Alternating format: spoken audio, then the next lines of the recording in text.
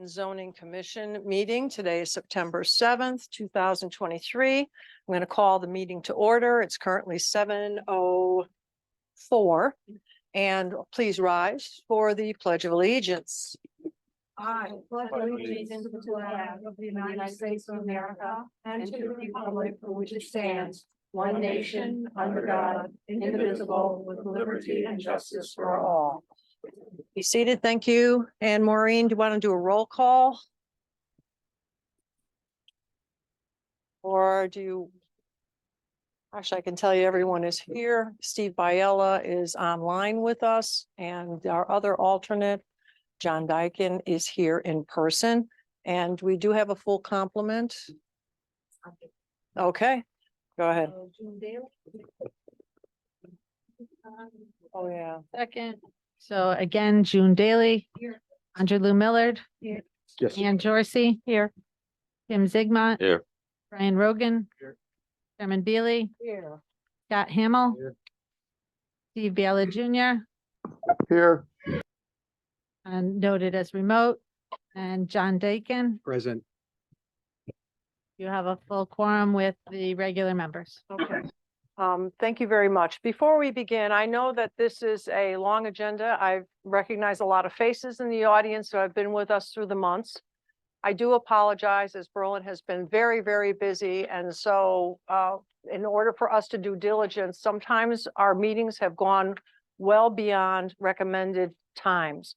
And you folks have been patient. You sat with us through the whole thing, and you keep coming back for more punishment, it seems. But we are happy to have the company. But that being said and done, I've had an assessment, and I did speak with the town planner. I do know we have some bylaws, and the bylaws were put into place so that the Planning and Zoning Commission, because we all work for a living and we have jobs to go to tomorrow morning, with that in mind, and in the spirit of fairness to the applicants and to the neighbors, we find that we are at our best up to a certain time. And for that reason, the bylaws were written for us to have a vote at 10 o'clock at night to see whether or not we want to continue with the agenda and wrap up, or continue to move the agenda off to another meeting date. So looking at a 3-page agenda, I can honestly say, with all the business at hand, I do not see us working through the entire agenda today. So I am going to put it on notice that we're going to do diligence. We're not going to be pressured.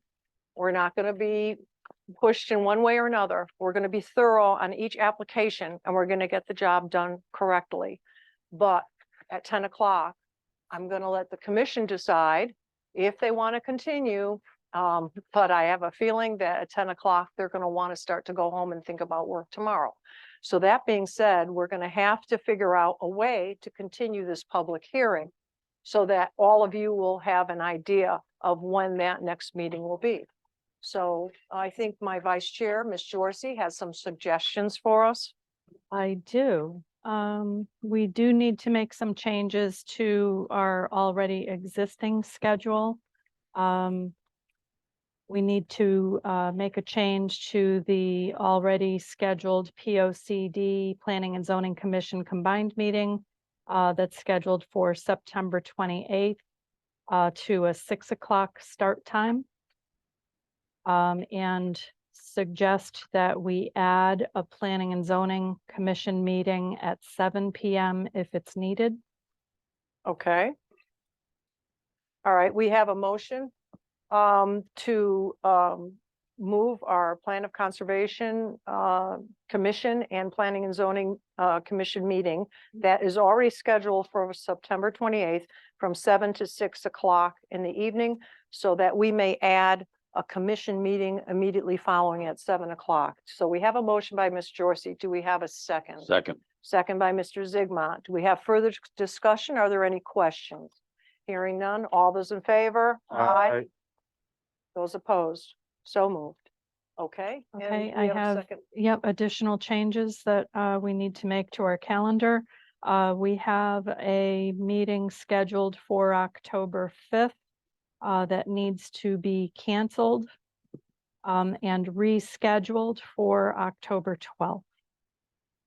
Okay, we have a motion to take our October 5th meeting, cancel that and move it, reschedule for October 12th. And I think that's because you have a conference that you're out of town with. Yes, it's the annual planners conference. Okay. All right. So we have a motion by Ms. Jorsey. Do we have a second? Second. Second by Mr. Zigmont. Further discussion on this? Questions? All those in favor? Those Aye. opposed? So moved. All right. Add that that's a 7 o'clock meeting. Okay. 7 PM, October 12th. Accept the second, change. Okay, you got that? All right, terrific. Okay, now we're on to the approval of the minutes. We have 5 sets of minutes. I have had a chance to review them. I don't know if anyone else had. There's been a suggestion, we may want to shuffle this off to the September 28th meeting, but it's up to you. Has everyone had a chance to review the minutes? Madam Yes. Chair, Yes, I have gone through the minutes. I found a couple of errors on 2 of them, the minutes. If we want to just address those 2 today to give others a chance to catch up on the other ones, I'd be happy to do that, but I would really like to get these changes made since one of them is on the June 1st meeting and the other one is on the August 3rd. all righty. But And it's up to the pleasure of the commission. You're all right? Mhm. Okay, everyone's all right with that? Yeah, so we'll go ahead with your, go, let's hear your corrections. Changes for. Your changes on June 1st? June 1st, if you go to the very last page, first off, you'll notice that I was seated here. I was present. And the very last item, item B, proposed amendment for planning and zoning staff. Is that on the last page? I'm It sorry. is the last page. Okay, I think there's a little confusion on who voted which way on that. I listened to the tape or the video. yeah, And I'm not even in the minutes as voting for this. And I think this was the meeting where June was a little confused on which one she was voting for. So maybe if Fran can go back to this meeting and go toward the end of the tape, there'll be some clarifications, but there's nothing in here that even said that I voted. I'm sorry, I'm confused. Which It's item? vitamin, Item B, yeah, A or B? B. Because I have no action on B on June 1st. no, but right above that, there's a paragraph says that reads the amended motion carried 4 in we- favor, we 3 in voted on opposition. that. Way above it, okay. So, I'm sorry, Commissioner Miller, you missed the roll. And if Fran wants me to come in and sit with her, I will. It will review the tape as well. Okay. Fine. All right, Other than that, I found nothing with that, but okay, the other one that I reviewed. I got it somewhere. okay, yeah, all right. Need to vote on that? Yeah, we're gonna vote on the June 1st, but there's the other thing too, is that I just want to make note on the 1st of June minutes under attendance. We did have John Dyken here, who was seated at the time for Tim, who I don't know if he had he was traveling and you were zooming Oh, I in, got in so late. you were, Got in late. yeah, you got in late. So at that time, just so that we know that alternate Commissioner John Dyken was seated for Tim for a period of time until Tim joined the meeting. Probably noted at the point. Yeah, but, oh, yeah, it was like, yeah, it was like 6 minutes later or something. It was very quick. But anyway, all right, so that's June 1st. So Andra, with your corrections or pending correction, do you want to make a motion for the 1st of June? I make a motion to approve these minutes once the changes are made. Okay, Do we review them again before their no, final approval? You can make the motion to have them amended as noted Okay, all right. and or Yep. review it again. No, Yeah. no, unless the commission Yeah. wants to do You that. no, we'll just do it as Make a motion noted. to have the current minutes amended as noted in our discussion. Okay, so we have the motion to approve with the amendment. Do we have a I'll second? second A that second by motion. Ms. Jorsey.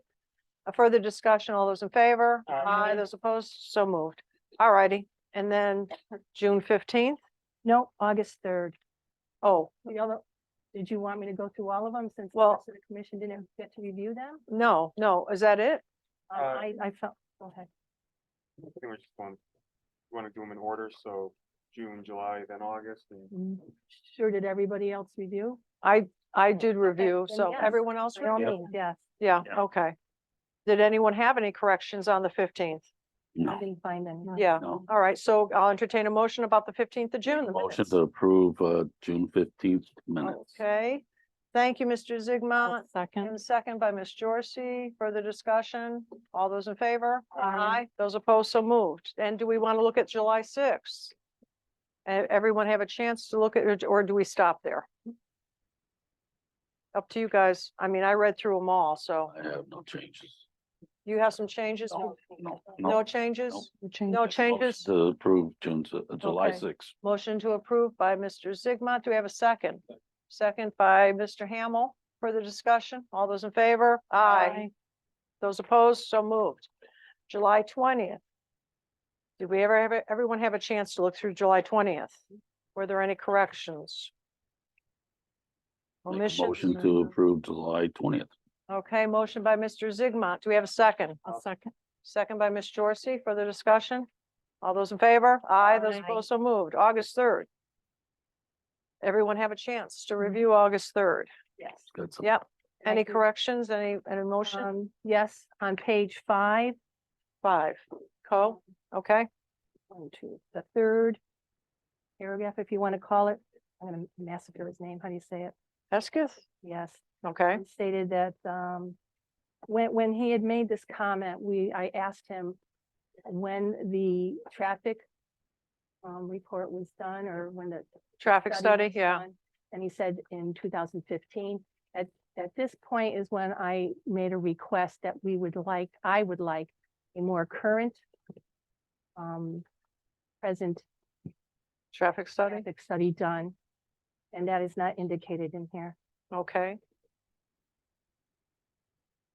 Good catch. Any other corrections? That's the only thing I found. Okay, so do we have a motion with the, I'll make the motion to approve, with corrections. okay, motion I'll by, second. okay. Mr. Rogan has the motion, Ms. Jorsey has a second. Further discussion? All those in favor? Aye. Those opposed, so moved. Thank goodness. Okay. Thank you. All right, you're all set. On to public hearings. Application of 1906 Berlin LLC prepared by Christopher J. Smith Esquire, Alter and Pearson LLC.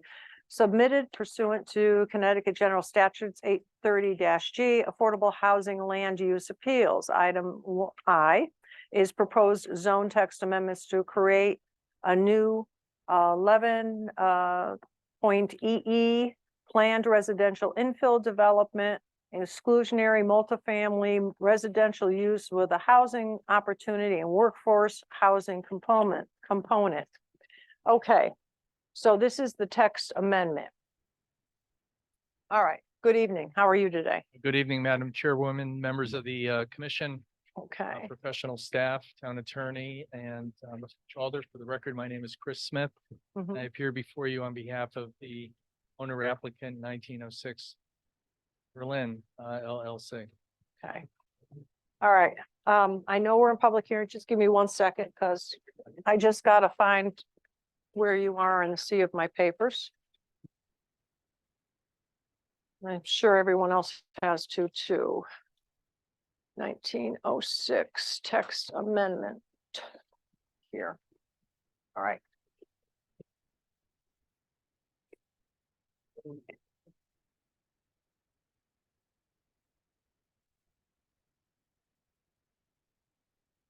Put the ones I use on the floor here. Okay. All right, how are we doing with the text amendment?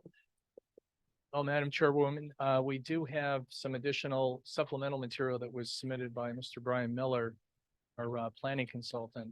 And what we'd like to do is have Mr. Miller provide you with a summary of that. It's a follow-up commentary relative to the, again, limited to the text amendment. Okay, and this is the communication that was received, dated the 6th of September and received by the 7th of September? So, yes. So 7th, that's today. Okay, 2 pages, yes. Oh, yeah, okay, double-sided. Never mind. Conservative here. Oh, Maureen, did we all get those? hold on. I have one. Was there In the something supplement, That we got today when we sat down. Yeah. There wasn't one there. I can share it. okay, hang on. Here, would you like to, here, Okay, I'm just gonna, just like, I'm just letting her, oh, you have an extra one? oh, you want to see it? We have an extra. Okay. No, you don't need, we can share and June found another one. It was floating over there. Package there. Okay, June, I didn't, why don't you Miss just Ann? give me the whole pack? May I Yeah. please have? Thank Give me, it's rude. May I please have the whole packet? Yes. Yeah. I missed the mark. missed her. It had the current, Oh, there you go. Right, no, you're not Steve Biella. No, Okay. He's up there. This one here. Okay, Mr. Miller, good evening. How are you today? I'm well, thank you. Good. For the record, my name is Brian Miller, planner, principal for the planning firm Miller Planning Group of Wallingford, Connecticut. I'm always happy to be here. Yeah, I've been working with developer and Mr. Smith on this project for a while. And one of the things, I was originally just brought in to do the housing affordability plan, but as often happens, things seem to kind of spread a little bit. And I was asked last a couple of weeks ago, as a result of the previous meeting, to kind of do a quick planning analysis of it. And I'm no stranger to doing planning on for properties on the Berlin Turnpike. But I would have to say that, times have changed, and I think all our attitudes and perceptions and the way we encourage development change, and that's why I'm here. I swear the first day I walked in, somebody said, "What are you going to do about the turnpike?" And we worked on it. And it turns out now, actually, what's being done, because the turnpike had a lot of shabby properties, and some were social and legal issues and things like that. A lot of the motels, which actually served as affordable housing in some cases. We talked about retail. You got a little bit of it on the turnpike over the years. Online retail, 2008 recession, retail development isn't happening very much anymore. You might catch a little bit of it, but it's not the strategy. Office development, there's only offices going to be built in Connecticut, I think, within the next couple of years, are medical offices. Again, that's not happening either. So, but what is happening is multifamily, and that's happening because there's been a change in the demographics, the cost of housing, which we may back in the day didn't think was terribly expensive, has gone up, and I think many people know that. So that there is really a housing problem, a housing shortage in multifamily. I'm not even talking about affordable, but just multifamily. And I live in Wallingford now. They're going up there. I'm in Cheshire. I've never seen apartments being built there until recently.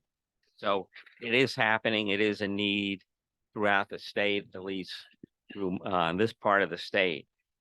And to the credit of this commission and the staff here, you've started addressing it. And I had the opportunity I haven't been driving around town in too long of a time, and I did it. And there's a lot of stuff going on here. But this trend is existing through the state. And I think you've started working on it. And I'm particularly surprised and have to compliment the commission on how you've dealt with affordable housing over the years. I think you're way ahead of many communities, but the need is still there, not just here, but it's needed all over. And I think that's why I think the regulations that's being proposed to enable those particular projects here, um, is worthy of a favorable decision on your part. Housing is less affordable now than a couple of decades ago. I mean, it is an issue. I was talking to somebody and, how's the kids, and sometimes the kids had to move away. So I would say, suggest that, there's several, I like to point out some of the assets, some of the reasons why I think this should occur. First of all, the two developments will contribute to the redevelopment of the Berlin corridor. Mr. Snow made a tactical mistake a couple of years ago when he knocked down the motel there before he came in, because that motel was something that you really wanted to redevelop. And we were talking about redeveloping, and that's happened a lot. Sometimes the motels seem to have fixed themselves up, but that one needed redevelopment. And these two would be modern uses on the turnpike. And I think we all understand that that part of the turnpike isn't going to get much retail or anything, nor is it really desired or appropriate. So it is a good use. It's redevelopment. It provides a community need. It'll pay taxes. I don't think you worry too much about school children anymore, since enrollments are declining, and there'll be very few from that development. It's at a scale consistent of the single family neighborhood. Somebody said, wow, you're going to have a 26-foot building. Well, that's a typical 2-story house that probably a lot of you live in, a house that's at least 26 feet high. No traffic, you've heard that. It's on the Berlin Turnpike. It's not even a particularly heavily traveled part of the turnpike. It's just right in and right out. So there's no traffic. It's not sending traffic through the neighborhoods. There's no congestion that's going to result there. Now, you also, I think it was Mr. Zigmund expressed the concern, or that you've been working hard on it. You have a couple in the pipeline. And again, I applaud that. But I went to look at it, and I know you're at 8.9% here.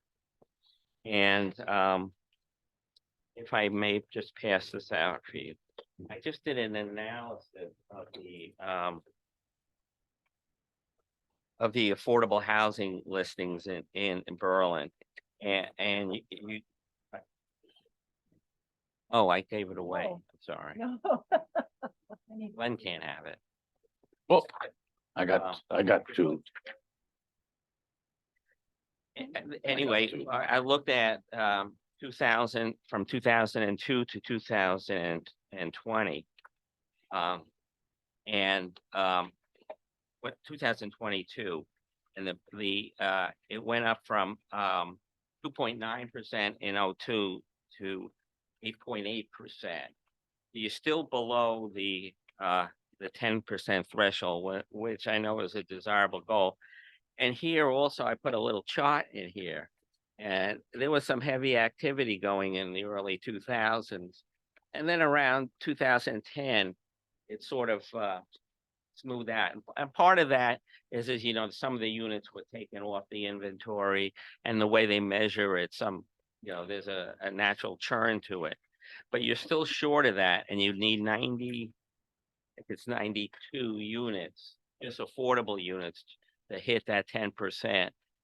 This is also still based on the 2010 census. So the 2020 census is probably going to show an increase in population, and that'll move the bar out a little bit. My point being, when you can get this type of housing that isn't a problem for the neighborhoods or anybody else, it's part of your inventory now, but will be for 40 years, and it'll help you push to the 10%, which frankly, I wasn't sure anybody ever reach. And then on the second page here, the comparison of the different housing types between 02 and 22. And the deed restricted actually is pretty low, and that's what we're talking about here.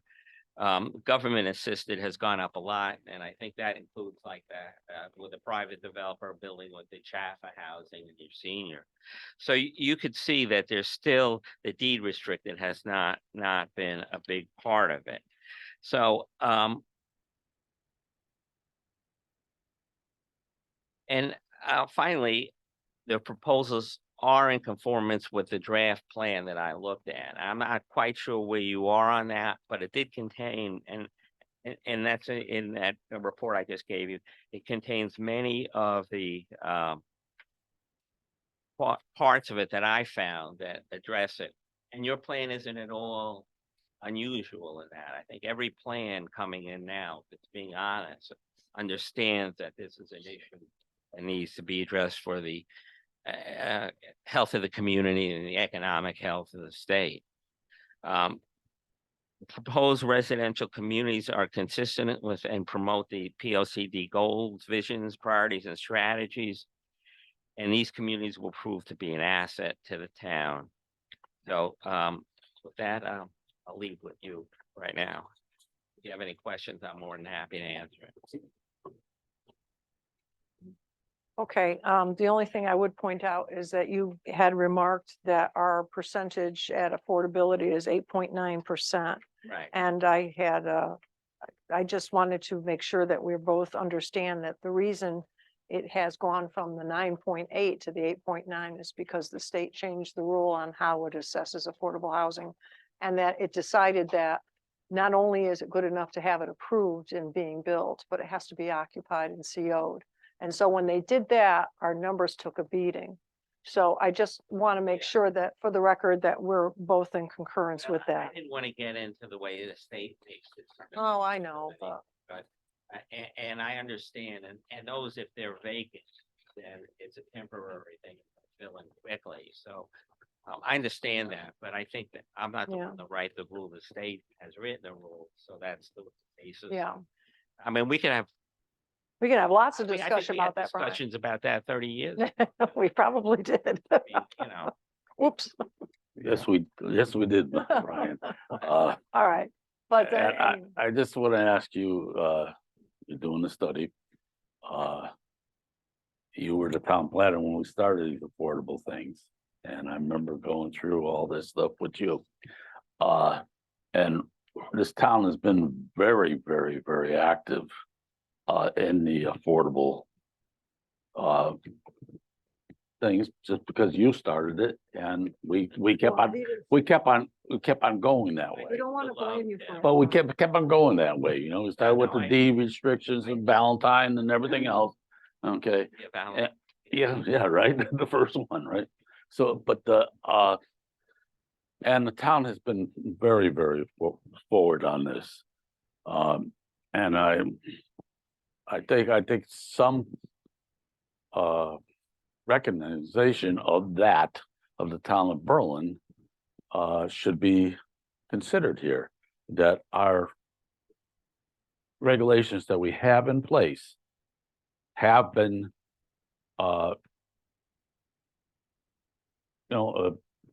getting to the total of that 8.8 right now, which was 9.3 a couple years ago. And we've been very much at the target. And I would tell you that if I looked at 169 towns in Connecticut, we're probably up in the top 10% of the towns. I agree with you. You know, so that's the only thing I want to stress, is that this town has not been ever against affordable housing and as a whole, and been working towards that goal more than most towns in the state of Connecticut. And I think the body in Hartford, the government body in Hartford, has noticed that. So I'm just saying that I have a problem personally of being told that we're not advancing that, and we have advanced it very much. I just have one other comment, just for discussion's sake, Mr. Miller, is that and Tim brings up a point, because you were, and history proves that you were the planner here for what, about 10 years or so. Deny and- it ever. Okay, when we did work on affordable housing, and we're just gonna talk about it. When the affordable housing was brought forth, it was brought forth so that a developer who was gonna develop a piece of property could actually take a little bit of a bonus if the trade-off was that some of the housing would be affordable, and they would be earmarked throughout the development.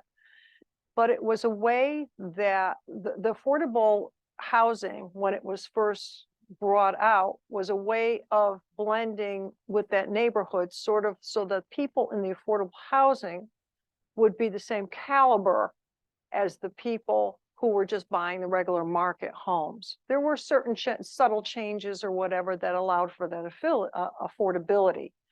However, do you not think that this is a viable theory moving on, and that the practice should be that when we design affordable housing, that we should design it in the sense that all the housing is market valued, a few of it is earmarked affordable, but they should reflect the market value and not the other way around?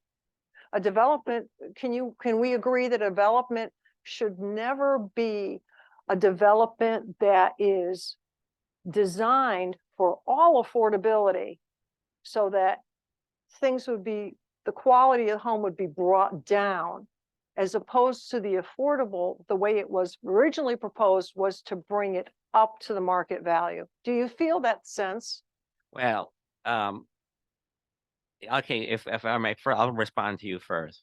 I think that that there's different levels of affordability. Now, in these proposed projects, the units are going to be indistinguishable from whether it's a market rate, which could be getting 1,800 a month maybe for 2 bedroom, which is not cheap. I mean, it's what I'm paying mortgage. I mean, it's not a cheap Mhm. and the affordables will be all mixed together and will be put together. Now, the houses nearby, they're past that, because you can't have an affordable house on a half-acre lot with 7 rooms and 1,800 square feet. Is that there's no way, it has to be somewhat cognizant of the whole economics of it. And I know, again, with Valentine stuff, that was done, but it couldn't be done now. I mean, it would be very difficult to do now. And I also, for the one down at the bend on Kensington Road there. the Yeah, first one, Wisnowski, there's- the there's Arbor, Some empty lots there, aren't there? I don't think there No, I are. thought I saw some. No, I don't. Maybe I was looking at the Google map, which is, Oh, but there were for a while, because buying those affordable, affordable, it doesn't fit well with a single family owner occupied detached. It doesn't work well. And the other part of it is forget the affordable part of it. It is that, the percent of, of typical families, with husband, wife, Wally and Beaver, they're not around. They're diminishing. There's more, smaller alternative families, whether it's a couple without kids, or I had a 3-bedroom house I didn't want anymore. Well, I was lazy, I didn't want to do it anymore, Yeah. and I didn't, and I'm not unusual, because I live now in it's not a senior condominium, but it's filled with people that sold their yeah, houses nearby yeah, and moved in. So that group needs it. When it's rental, it's not subject to the influence of the interest rates when acquiring. yeah. So now it's more difficult to acquire what, maybe there was $150,000 condo around, which was easy to acquire. It's much more difficult now than it was a year or two. So you need this mix here. And I think as this town grows, it's getting a mix.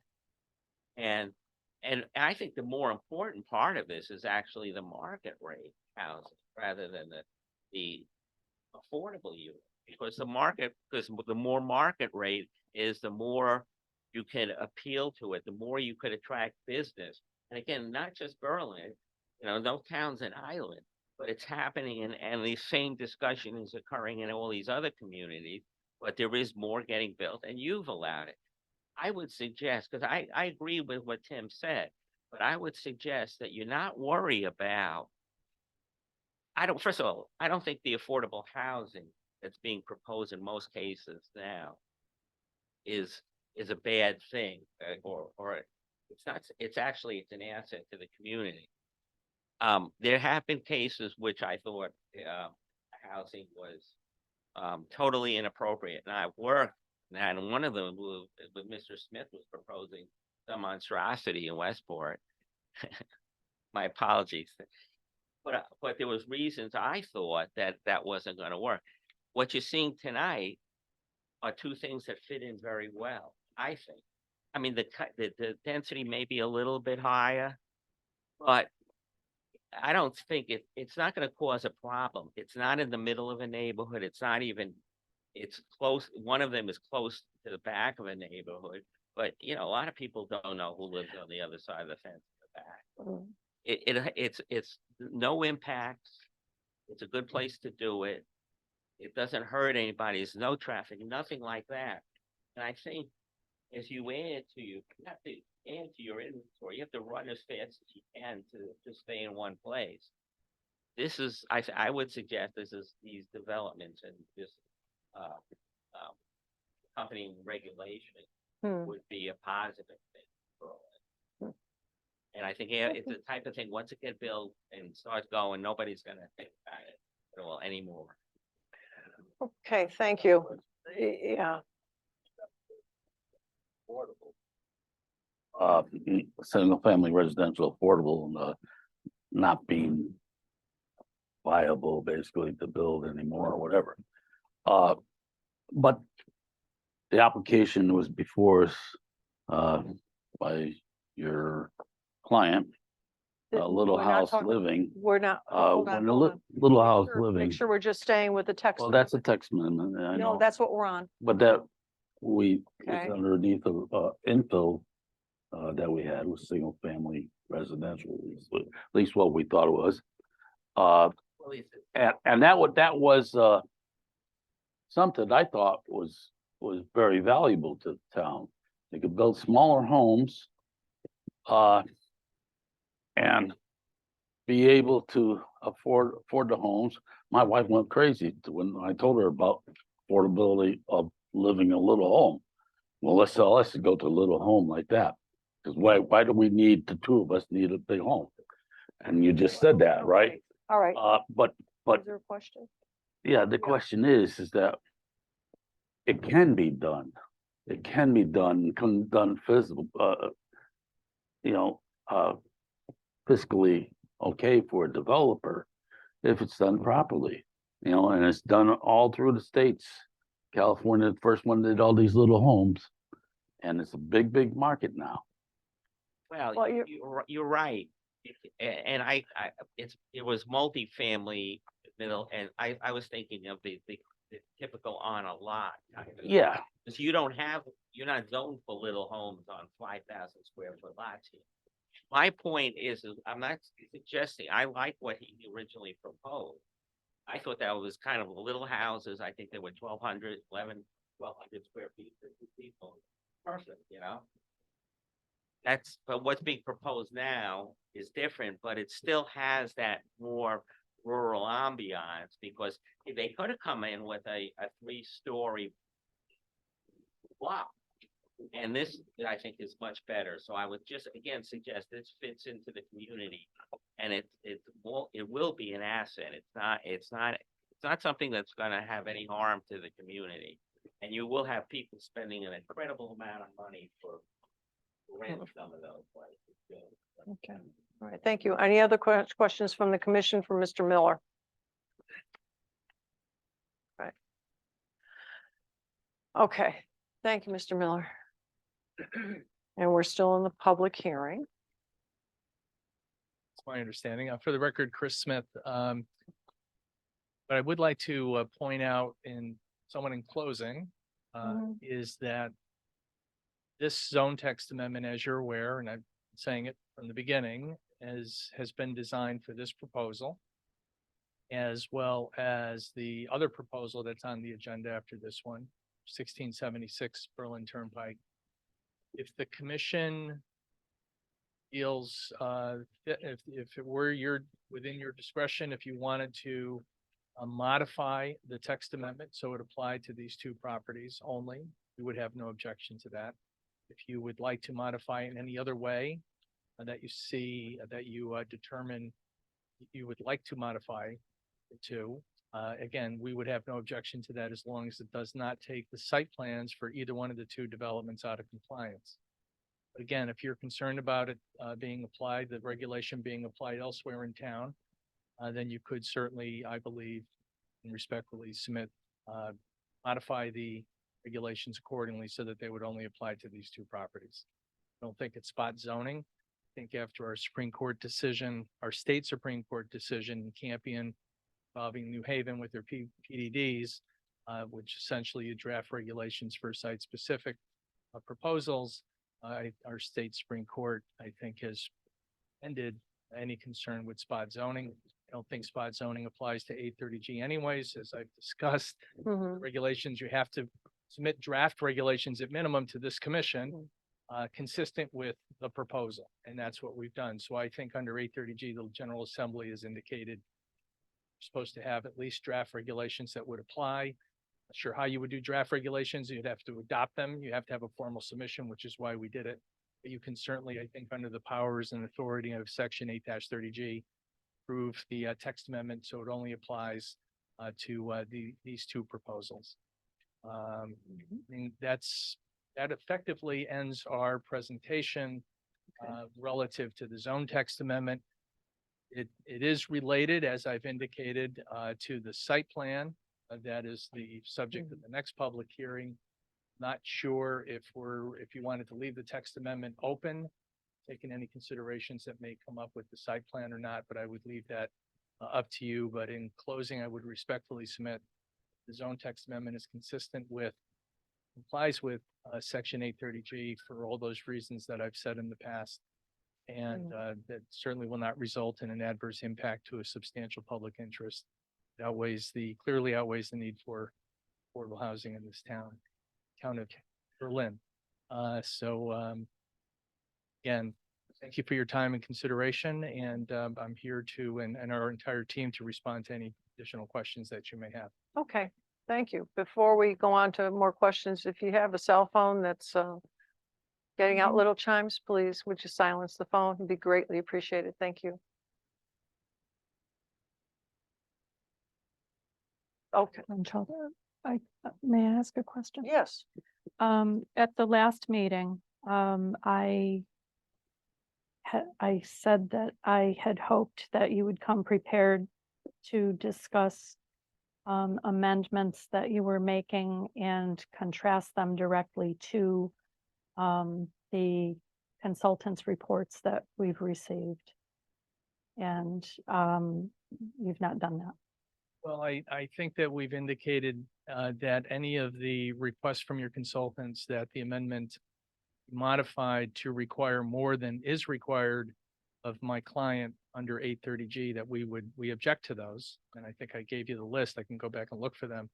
Otherwise, as I indicated, I think 2 meetings ago at the outset, that if you wanted to make any changes that are recommended by anybody, including yourself, that you're more than welcome to do it as long as it doesn't take the site plan out of compliance, nor require any additional requirements or restrictions on the development impose them on my client beyond scope of 830G. For example, to amend the text amendment so that any proposal submitted under the text that's approved go beyond the 40-year time period for affordability. No, my client will not agree to that. There's no reason to. 830G provides for 15% of the units have to be rented or sold to individuals or families at the 80% median income level, and 15% to families and individuals at the 60% median income level, and that there be a deed restriction I do have a copy of a proposed deed restriction. It's just a standard one that would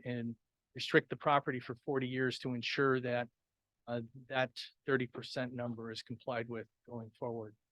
So again, if, I had a list of those 5 or 6 items that we would not agree to, my client will not agree to. It's not my application, nor was the Westport application.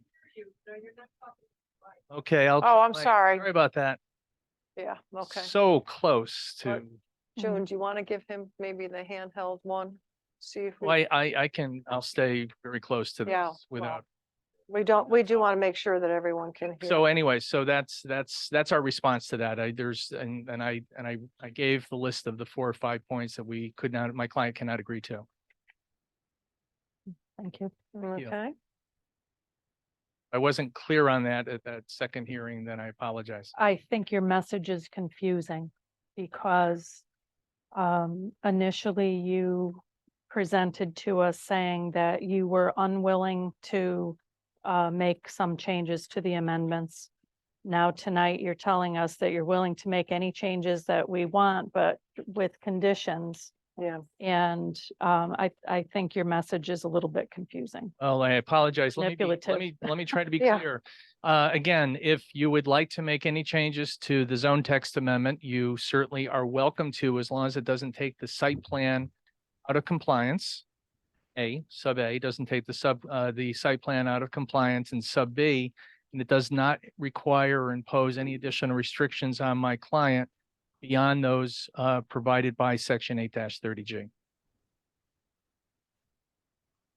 Is that clear, more clear? Well, I understand what you're saying Okay. now, but Yeah, it's different than the message we heard earlier.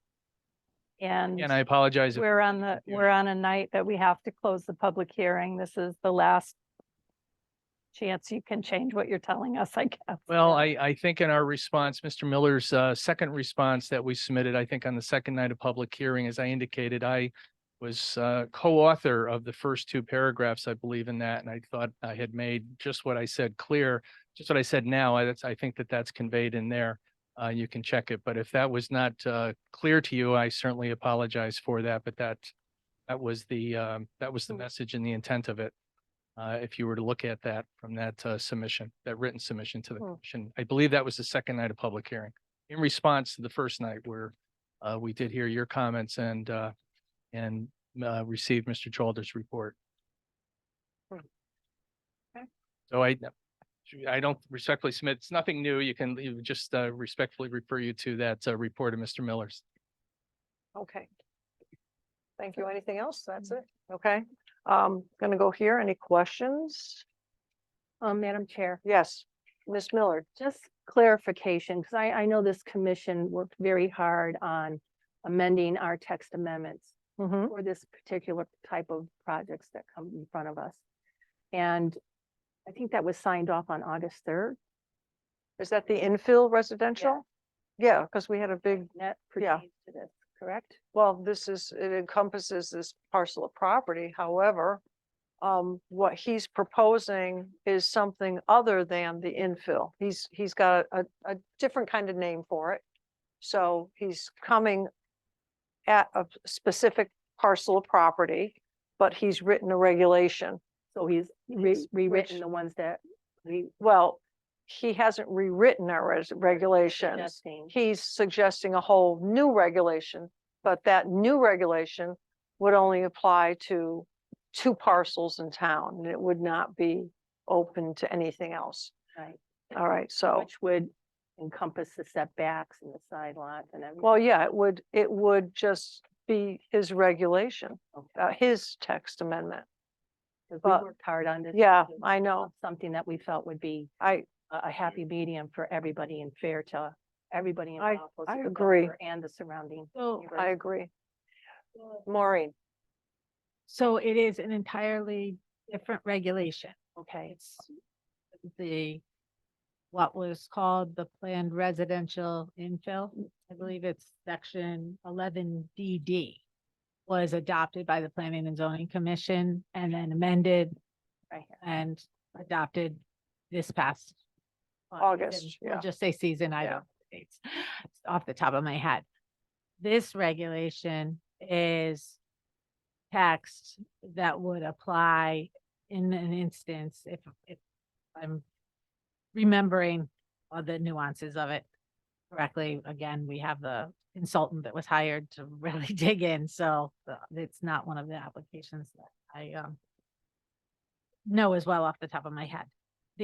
But this would apply to applications that would come in under this proposal. And in any application, it does not define it for only these two properties. It, to the best of my knowledge, it defines it as another section of the regulations to allow for a housing opportunity. I'll just use that little bit of it. It's called a planned residential infill development, inclusionary multifamily residential use with a housing opportunity or workforce housing component. So it's if you adopt the regulation, someone else could come in with a project on another site that fits the criteria. Now, there may be only a limited number of sites in town that fit the criteria, or there may not be, that analysis has not been done, but any site that fits the criteria would be eligible to utilize the regulation. Okay, thank you So- for clarification now to our attorney. Just to follow up on that. So, what I always look at initially with regard to applicability is the eligibility requirements. There are site requirements at E.3. No combined parcels of land shall qualify for multifamily dwellings as provided by this section unless it satisfies the following: has a minimum size of 1.5 acres, has a minimum of 100 feet of frontage on the Berlin Turnpike or Route 15, and has access to existing public water and public sewer. So, that's kind of stepping stone number one, right? Yeah. And then it goes on in terms of the bulk area, dimensional and coverage requirement, bulk, area, dimensional, coverage requirements in EE.4. So, that's the consideration. You've got other parcels other than 1906, 1934, the unnamed parcel. Yeah. And 1676 that could come into play here. Excellent, thank you. Any other questions from the commission at this point before we go on to the public hearing? Gwen? Oh, yes. Mr.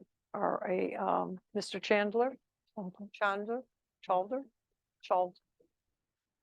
Chalder, Glenn.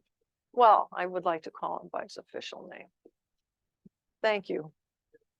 I knew you'd have something to comment on, but. I'll respond to almost anything you call me. Mr. Nice Guy. I have to agree with Ms. Dorsey in terms of the comments here tonight. Seems to me in many respects, the applicant hasn't been as responsive as they might like to a proposed regulation. Yeah. It's not working. Yeah, well, everyone wants to. No, I think I'm just going to try to hold it. So thank you. So just to repeat, Glenn Chalder for the record, I think I have to agree with what Ms. Dorsey said. I think the applicant hasn't been as responsive as we might like with regard to questions and comments on the regulation change. In essence, it's almost a role reversal here. Rather than the applicant coming to us, hearing our comments and providing amended text, the applicant is saying, well, hey, if you guys want to change it, but you can't change it the following ways. I mean, it's an application to the commission. There are special parameters because it is related to an 830G application. Your job is not to write this regulation for the applicant. Your job is to review the regulation that's submitted. So we find ourselves in purgatory a little bit, unsure which way to go from here. And the applicant's not providing us any guidance. Sure, go ahead and change it. But, if the public hearing has got to close tonight, Yeah. who's going to write this? So we find ourselves in a situation that there's very little to work with. So I don't have a solution for you. I just think making an observation about the situation, and it's decidedly unusual in this type of process for this situation to occur. Point well taken. Thank you. Can I just make one more comment before we Yes. move on? Everybody can hear me okay, right? You can- Yeah, I believe they can, yes. Feel like I'm not being picked up. So there was the comment made, so we've kind of gone the roundabout here. A lot of options have been given because there was a discussion in a preceding meeting about you don't have to pass a text amendment. You know, you can choose not to do that. Mhm. And you know, then there was a discussion of limitations very early on, which I disagreed with. We talked about the cases, the one that Attorney Smith was involved in, and the much earlier one that I was involved with with the same judge, about limitations on your discretion. But now you're being told, you know, again, and I heard this last time as well, that, you know, you can amend this proposed regulation as long as, again, he's saying to you, as long as it doesn't make the site plan that they're presenting in the second public hearing, the subject of the second public hearing tonight, as long as it doesn't make it non-compliant with that text amendment, right? So, but you know, one thing he keeps pointing to, and I would be remiss if I didn't say this, I think it's been said before, but one thing he keeps pointing to is the 40-year deed restriction. And what concerns me about it again is it seems to be being presented as that there's a limitation in the statute, and that's not true. It refers to it as a minimum. The specific language.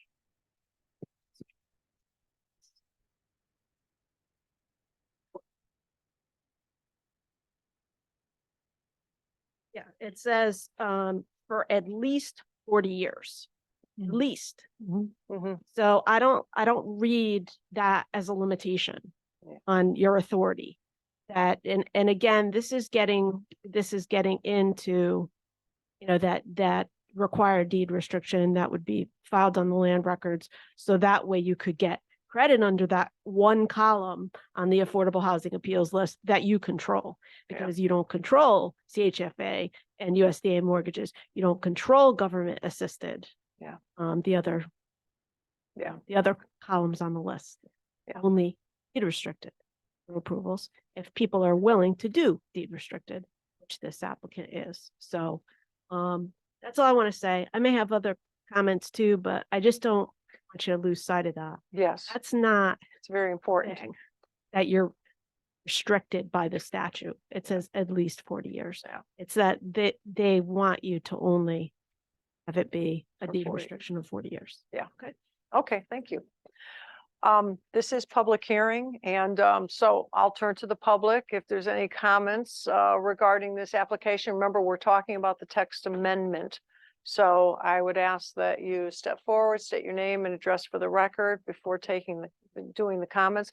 I mean, I know that this has been an ongoing public hearing, so maybe a lot of you have already basically said what you needed to say, and we do have notes, and we've taken, you know, notice of your concerns. So, but if there's anyone who wants to share something new or whatever, now would be the time to do so. Yes, ma'am.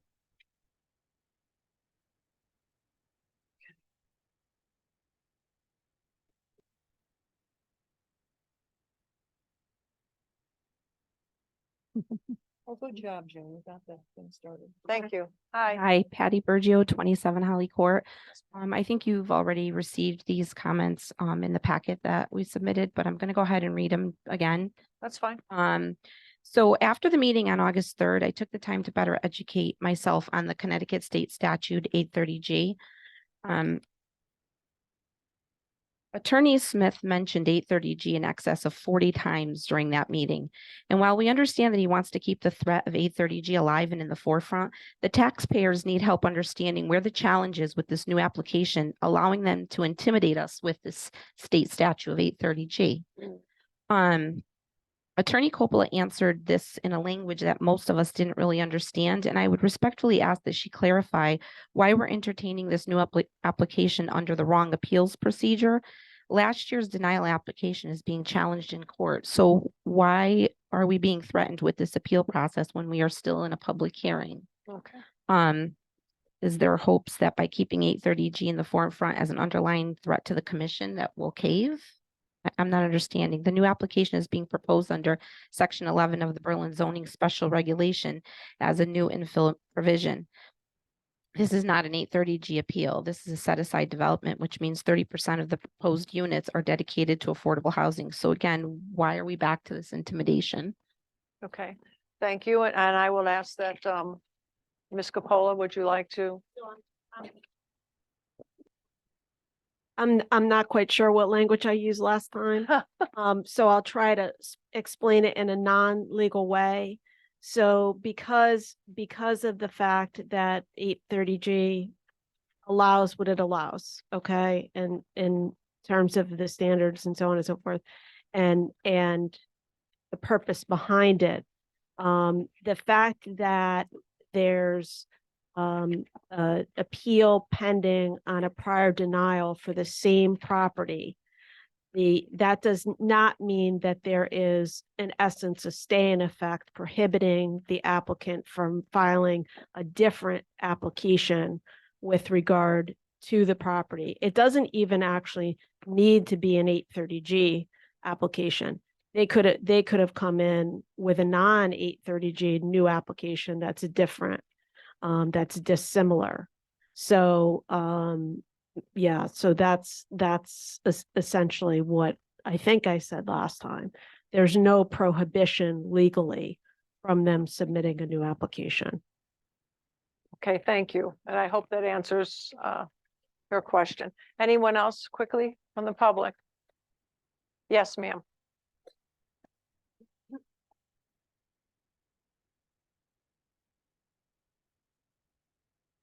Doll Strand, 48 Holly Court. I'm talking basically about the same thing, and that was in the packet. I have some extra sheets here. Okay. No, she has one. Thank you. So I'm basically asking the same thing, but so then why did they come under this 830G if they could come through another process? So I still do not understand why the 2023 1676 Berlin Turnpike site application is advancing under a Connecticut State Statute 830G appeal. This is a new application with major differences from the 2022 denied application being appealed in Superior Court. Okay, you were talking about the text amendment, right? Yeah. Okay, all right, I'm because talking about so why is it under an appeal? If you want me to wait till later, I can. I think that might be better if you do it that way, because we just Okay. want to address the text amendment, because that's the concern in front of us and not the site plan. Well, yeah. It's I also- know, it's it can be overlapping and convoluted, but we need to try to keep them separate for the commission. Okay, All right, come back up and talk about this. you sure will. Okay. All right, thank you. Thank you. And I look forward to hearing those completed remarks. Anyone else, again, about the text amendment?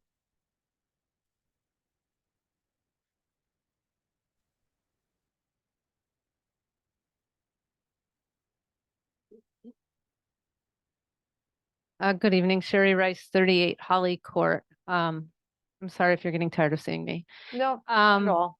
I just wanted to echo what Mr. Chandri said, and the lack, I've been sitting in these meetings week after week, and we are very concerned with what appears to be the lack of detail and preparation.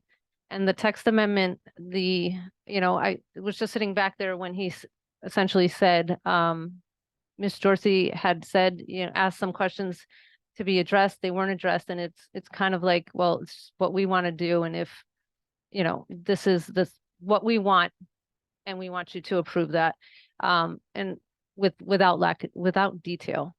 And I feel like that's a slippery slope to have, and if it applies to other properties in town as well, with the text amendment that kind of allows whatever they want to do. So, All right, thank you. thank you. Anyone else? Anyone online who wishes to address the text amendment proposal? Maureen, do you have anything? I'll go back to you and then to Jennifer before I go back to the commission. Actually, wondering if another, or rather some, and I don't want to put him in the hot seat, but more clarification from our planning consultant, Mr. Chalder, Yeah.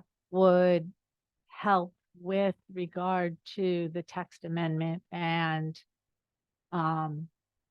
what, and getting some thoughts from you guys on amending the text, having the text, not having the text. You might recall we talked about whether the text was whether the text was warranted or not. The applicant has said you can have text, you cannot have text. Also discussed, and I want to circle back to the point of the text being directed directly to only specific parcels and that land development use of terminology in the regulation so that it does apply only to these. And I guess we need some clarification, or we would like the commission to provide some response to that, both for the record as well as for the applicant and the Okay. staff, so we And can further advise you. Okay, and you want that before we close the public hearing or after? I think some of it, there should be some in the record so that we can all respond to it and Okay. give you some All right, guidance. okay. So you want to swing around to the commission and we'll give you some feedback for The, Mr. Chair? our attorney may have something. else to Okay. add to that. Yes, I certainly invite Mr. Chalder to the microphone to augment this. But one thought again that I had, and I just didn't say it with my earlier comments because I figured you would circle back to this. But as I look at it, and again, given Attorney Smith's comments to you this evening, the question is because I've sat through quite a bit of prior application for 1676. There wasn't one on 1906, 1930, unmarked, but or unnumbered. But I know that a big concern obviously is the bulk requirements. So I think it might be beneficial to have some back and forth about the particulars with regard to that. Obviously, the setbacks, I mean, you've got a rear setback here of 5 feet. I think there needs to be some back and forth with the applicant. They're saying to you, they do agree that you have discretion to amend this. And I think it would be beneficial to discuss those bulk requirements, the ones that you are concerned about. Something else too that, and this has to do with the subsequent amendment of the infill development regulation, because I did again sit through most of that public hearing as well. One of the things that sort of jumped out at me is we had quite a bit of discussion about related accessory buildings and amenities and structures. I know that was a big part of the application as well. The prior application, again, that is on appeal, that you denied. And because we have the same text amendments here, of course, I am referencing 1676 because we had the prior application, but again, this would stand alone as a comment with regard to this property. So, I think that those are two sort of obvious areas that there was quite a bit of discussion about that, I think that Attorney Smith wasn't part of that process. So as far as the accessory buildings and the amenities and the structures, I think it would be helpful if he hears your perspective on those issues as well. So that's just to kind of get the conversation started. okay. Well, and Attorney Smith was invited directly to participate in that process. In terms of the amendment of the Yes. infill development regulation at DD. Yes. Yes, he was, but he chose not to, and that was their choice whether or not that they would. So as it didn't Understood. specifically have to do with their subject property, so to speak, as an application. Mhm. through its development. Okay.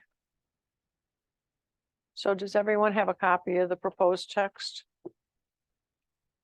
And this has to be the revised July 2023.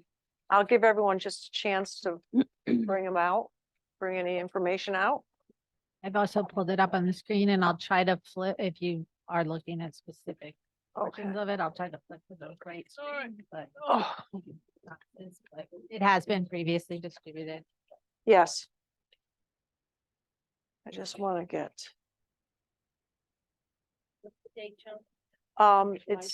it's, looks like this. It's revised July, yeah, that's it. Cover sheet is on the screen. And this is our regulation here. All right. Okay, anyone want to start?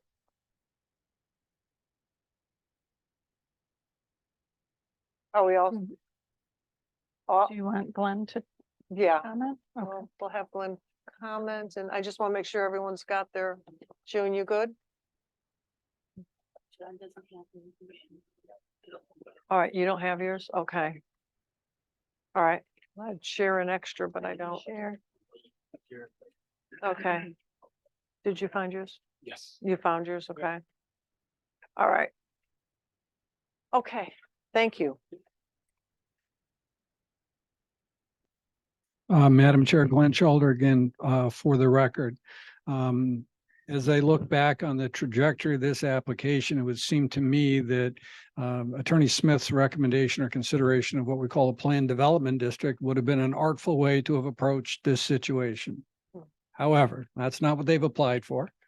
I think it's a defer to Attorney Capola, but I think it's a bit of a stretch for us to modify a text change to a PDD regulation that wasn't noticed. So I think that creates a procedural defect. So I think as a result of whatever's happened here in terms of the process, we've been put into a cul-de-sac. And aren't a lot of options that are available to us. Seems to me that the options available to the commission are to approve what was submitted. And there are a number of comments that point out that there are some issues or challenges with that, and the commission has made comments as well. May not be the preferred course of action. Another option is to deny the application. We've asked over months, if you will, for amendments that address the comments. And the responses have been, well, make whatever changes you would like, except you can't make the following changes. And Yeah. the commission has that ability as part of your application and part of your regulations. And so the third option, in a sense, is to modify the application. I understand from Maureen that tonight is the night we're going to close the hearing. As Attorney Capola points out, one of the observations would be that the regulation shouldn't be modified in a way to make the site plan non-compliant. I think that's a reasonable understanding, if you will, in this application. The other thing is don't modify it in a way that's not consistent with 830J. As Attorney Capola pointed out, language that's in the regulation submitted to you says at least 40 years. So the applicant has paved the way, if you will, for us to be able to make those kinds of changes and decisions as part of the application. So I think if the commission closes the hearing or tonight gives direction, I can try to modify and craft the regulation to reflect what I think the commission has said. But by waiting this long to do this, the applicant hasn't left themselves the opportunity to comment on what we do, which puts us right back in the middle of a cul-de-sac. Okay, which probably leads me to my next thought, and this is something that sort of bothered me, and I think Ms. Miller touched on it earlier, is that we spent a long time working with the infill residential text amendment that this commission, I think it took us, what, about 6 months, 7 months? In order, and we hammered on it and we fought over it. And and we made what we believed was a very good text amendment to allow that parcels along the Berlin Turnpike that wanted to revisit, revitalization or to invest in the properties to move them forward in a positive way for not only themselves, but for the communities. take into effect all the different factors, surrounding communities that may be affected, about their own little, their safety within the community and the mindset of the folks, the welfare, and just, you know, the environment, the safety environment within the community that they would be developing, and that it would be a plus and a bonus. So when we did this text amendment, I was actually quite proud of it, because I thought we had something that was truly workable. Now, we come to this point where we have this we have the new proposal, which sort of overlaps or adds another layer onto the regulations. But with that new proposal, we find ourselves looking at taking the idea that we nurtured and throwing it out the window, and this is how it's going to be, kind of.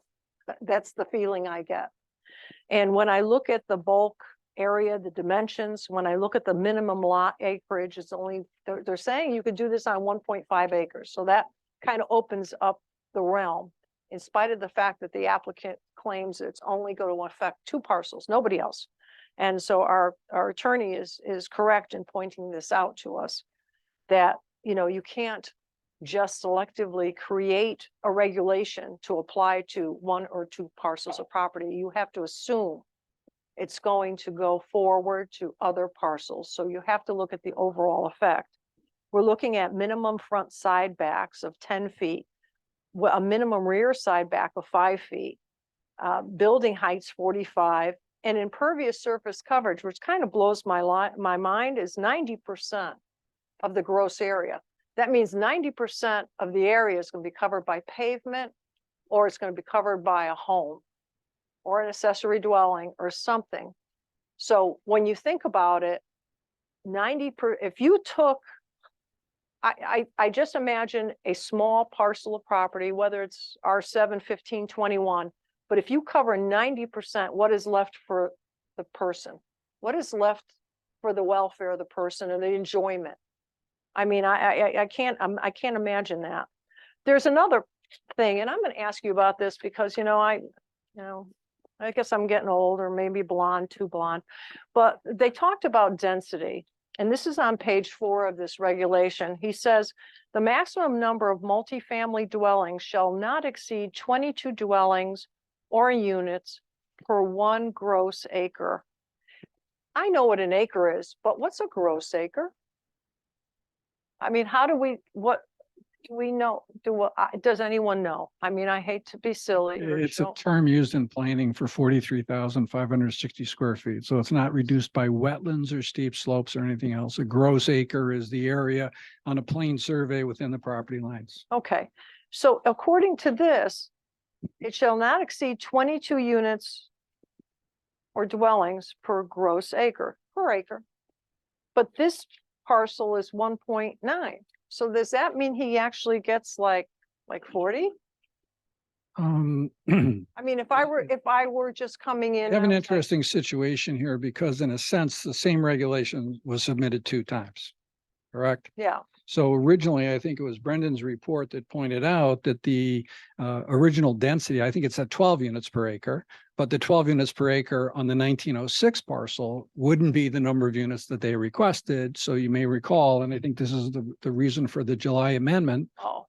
They modified that to 22 to now cover that. Oh, okay. So that's why. But I would like to point out that since the applicant submitted 2 regulations, the commission could modify one to say 1906 Berlin Turnpike and modify the other one to say 1676 Berlin Turnpike. And we could refer with none of the numbers of setbacks and all of the other stuff, but simply refer to the plan. Yeah. Excuse me, the plans approved by the commission dated blah, blah, blah. Yeah. So in a sense, it's starting to get close to what's called a planned development district, but it's built off the regulation that they submitted. Yeah. I wrote in my notes from our last meeting that as we were discussing this issue of a planned development district, the applicant's attorney said no objection whatsoever. So the commission does have the ability to address this issue in that way. So we don't end up with these types of standards of height and 90% coverage and all of the other stuff that could be used in ways we can't even comprehend today. Yeah. On another parcel. So I think also, as the applicant's attorney pointed out, an affordable housing application is a unique type of application. And it really is site specific. So I think that we can work with that for whatever development the commission may or may not feel comfortable with. Modify the development as you feel appropriate, and then tune the regulation to that. Because they submitted 2 regulations, not 1. Or excuse me, they submitted the same regulation 2 times, but 1 associated with each application. So it's, But I think it's also, the commission needs to decide whether or not we even want to entertain adding another layer of regulations.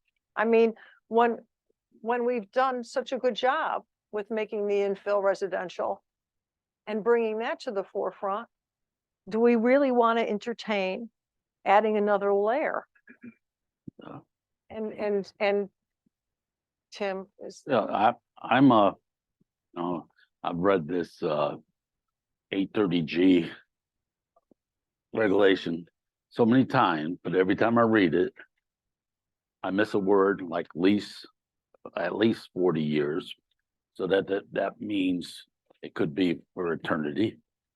But the thing that was brought up by our consultant in the beginning, that this is for properties basically got rejected. It's an appeal process, not a part of our regulations. This is appeal process for 830G. We don't have an 830G project that's been denied and has to be appealed. So I don't know what we need the regulation for. If he brings it in as a 830G and we say yes or no to it, or by the guidelines of 830G, we say yes or no to it, then depending on our decision, if it goes through the appeal process that's designed by legislation. Yep. And that's one thing. I also, the way the regulation says is residential use with a housing opportunity or workforce housing component. To me, the workforce housing component would be better to the town of Berlin because that gets us every unit paid by CHFA, mortgage, whatever, every unit into affordability. But they have to be designed and through the standards of normal development. So if it comes under a workforce, 30G really is not there because it's affordable already through the mortgage process. With that, I know there's a problem with that, is that 5 years down the road, they changed the mortgage. Now, is it still affordable? That's a question. But I see so many differences here with the proposal, what the legislation has said. There's conflicts in the whole thing. That's my problem with the thing. And then put it in our text amendment. When we have an infill, you plan residential infill development, that's what our regulations we went through in August. That's the title of it. Okay, this says EE and ours says DD, but It's just another, it's just another layer It's just another- into our regulations. But that's the question, is with the text amendment. All right, so anyone else have any comments? Brian? Yeah, I just look at one other thing that you look at and says like our setbacks shall not apply to retaining walls. So when you have 5-10 feet setbacks, you're talking about 100% coverage of that lot with the potential of a retaining wall being somewhere here or there. But I guess just back to my ultimate feeling on this whole text amendment is pretty much the only say that I see us having, is that deeded restriction. So if our only say is to have no say in this regulation, I don't think it's fair to the town that we even, consider this text amendment. I don't think this is warranted, Yeah. going forward, to be honest. Jennifer? So, Glenn, do you want to comment before I do? Okay, so, there was a lot said by Mr. Zigma. There's some things, some points I think that bear clarification. And, if I was understanding the initial comments about, whether or not there's a quote unquote an affordable housing appeal, because I think you're talking about the appeals procedure as applying, should there in fact be an appeal versus it applying in terms of the standard applying at the application process. Like, I think you do understand that, and you all have received multiple copies of the law through the years, but and I know more recently in one of our POCD regulation review meetings I handed out some months ago now. So the appeals procedure, that's standard, and this was the whole back and forth about Chris's Fairfield case versus my North Haven Lexington Properties case. And I said to you that my experience with Judge Berger is that he applied a hybrid standard.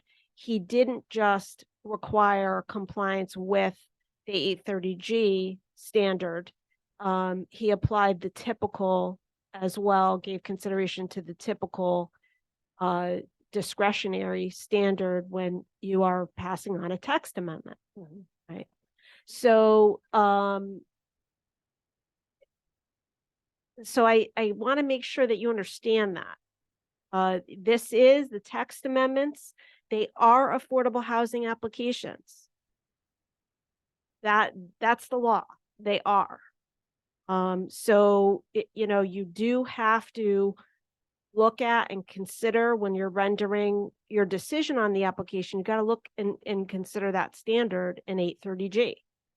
So, I just want to make sure, because it seemed like you sort of said something other than that, and it was a little bit hard for me to follow. I apologize. I apologize. Microphone.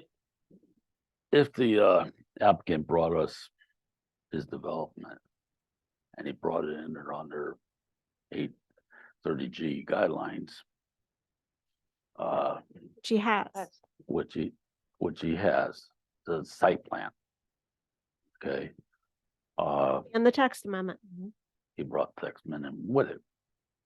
But if we don't accept the text amendment, doesn't mean he can't bring in the 830G site plan, right? And that's what Yeah. he said to you. Right, that was the, Mhm. what I said in the last meeting, the threat that's going to happen anyway, type thing. Under site plan, I think there's a little more variability there under site plan of the numbers of units that are affordable and Well, the number of And- units that are affordable, it's an 830G application, so it's Yeah. 30%. all right. It's 15%. But under site plan, we can move units, but probably limit the number of units on a piece of property. We don't have 22 units per acre as a text amendment. We can say, this is too many units for this property. You want to bring under 830G, I think we can lower the number of units by saying, hey, it doesn't fit on this property. But let's go back to what Glenn said. Glenn said specifically And I thought this was a very good point, and I know that it's a point based upon the comments that he's made, and he can speak for himself, but that Attorney Smith does not disagree with, that you can do essentially, and I use the term special design district, but a plan development district regulation essentially by revising the text amendment so that it applies to 1906, 1934 and the unnumbered, and then doing something different with it. You know, you can pass section 11 FF and do something different with it for 1676. Because again, we started this conversation with, you can make changes to it as long as they can still do something on their property that's compliant with it, right? So I think that, and maybe I'm being a little bit, going a little overboard with that statement. I'm sure Attorney Smith will comment on it.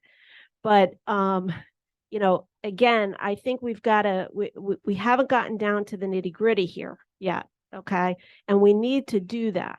I think they need to hear from you what your perspective is about the specific provisions of the text amendment. And if, you know, there are things that you think, again, and I get into some of the language of the statute, that you believe, you know, trigger substantial interest in health, safety, or other matters that you can consider, that you can legally consider, then, you know, we want to hear that. Yeah. You know, Glenn has offered, we do still, I see from the agenda, we do still have extension time. If Glenn has said one of the things that he can do, you know, based upon what we hear from you, is he can prepare a PDD for 1906, 1934 and the unnumbered, and maybe you'll want him or maybe you won't want him to do that with regard to 1676. We'll get to that a little later tonight. But, you know, that offer's been made, and there seems to be, again, some room there to exercise that discretion that your counsel absolutely believes that you have. Okay. Regardless of whether or not it's an 830G application, based on my experience with 830G. And I think, you know, Attorney Smith has represented that to you too tonight. So, Okay. All right. thank you. So I do disagree with what Brian said. Don't think the only thing that you could pass upon is the deed restriction, the length of deed restriction. I disagree with that. Okay. And Diane? I just wanted to say that I agree with the points that you made regarding the work that we did on the residential infill regulations. I think that we put a lot of consideration into those regulations, with the goal being giving the developer the ability to have a profitable development while having a development that was in more keeping with the goals of our community. And so as I'm looking at the regulation amendment that's proposed, I understand that it's because 830G requires a text amendment to be proposed, but I'm not seeing anything really in what's being proposed as enhancing what we've already done.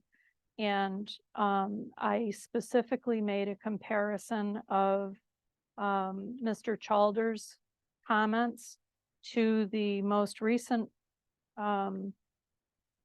proposed regulation.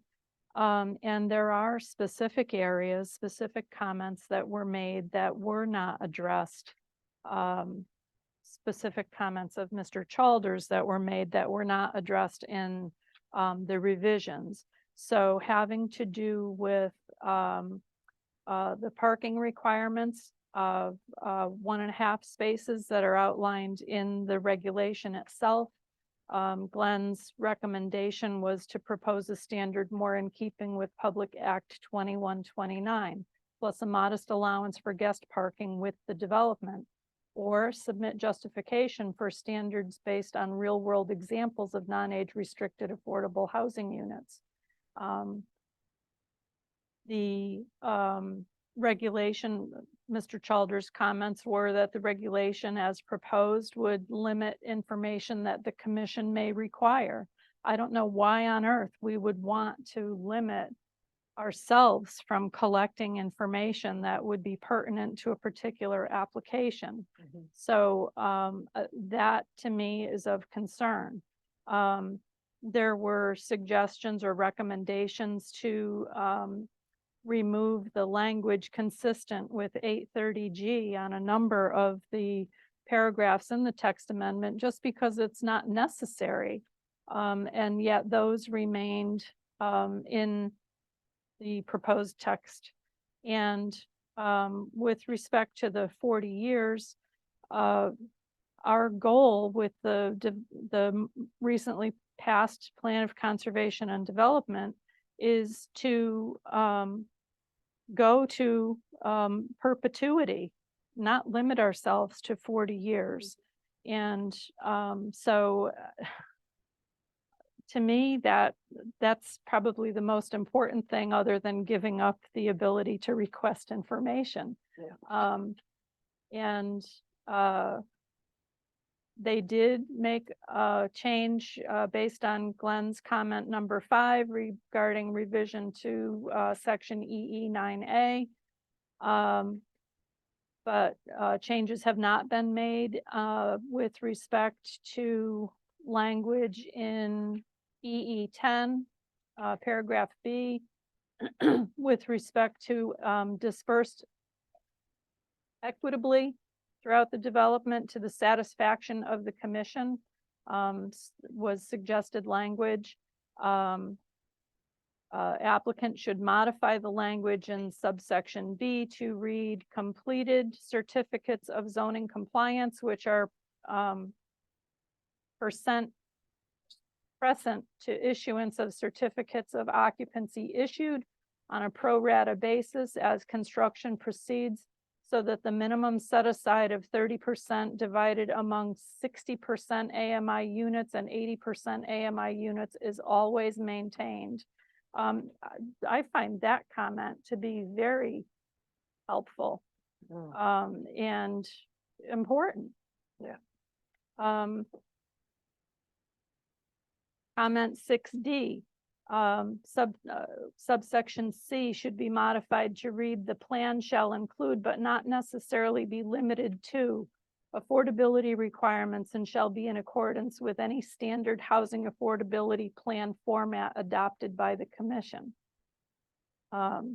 So those were comments that were made by Mr. Chalder that were not addressed, and some of which I feel are very important for us to consider and would end up changing the compliance of the site plan if we were to adopt the recommended language.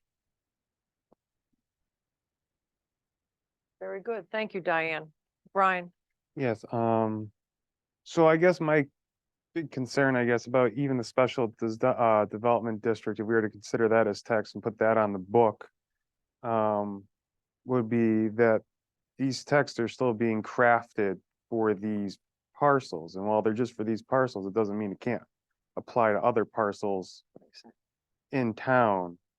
So I think that could be like opening up Pandora's box a little bit, considering I didn't say we had no, purview over what could be changed here, but it seems very minute. Which is why I don't know if the text amendment or even a design district is warranted, because of now we're gonna have something new on the books that I don't think it was done the right way. Yeah. So that certainly is a consideration. I don't think that this commission has a history of, though, approving site plans that do not have an underlying red that provides compliance. Okay. So I think, there's a balancing here. I don't disagree with what Attorney Smith said to you with regard to the ability to be able to do this in the affordable housing context. I think that was an accurate representation. Because I've seen so many and I've done so much research on affordable housing in terms of looking at other stipulated judgments that have or even settlement agreements that other municipalities and developers have agreed to, where there's been a change to the regulations. And I know Mr. Zigma often says, that's spot zoning, how could we do that? But again, the representation by Attorney Smith that it's not considered to be spot zoning in the affordable housing context is accurate. Because there have been so many affordable projects where if there is an underlying reg that's permitting the project under sort of a special design, if you will, that's a very common way to reach a compromise on an affordable housing development from what I've seen. And I've had my own cases. I had a stipulated judgment I did that was actually on a remand directing an approval, and then there was a reduction in the number of units. And so there was a text amendment that the court ordered to be approved. It ended up getting approved, but then it got removed from the regulations and replaced with a different reg based upon what the agreement of the parties was. Okay. Thank you. Anyone else from the commission? Any questions, concerns? I think Diane pretty much covered everything. Yeah, Uh, to Attorney Smith or our attorney. our attorney? Okay, Uh, Coppola? We have a PUD regulation in our regulations that we haven't used in years. What do you think of using that regulation, modifying that regulation, and then starting this regulation?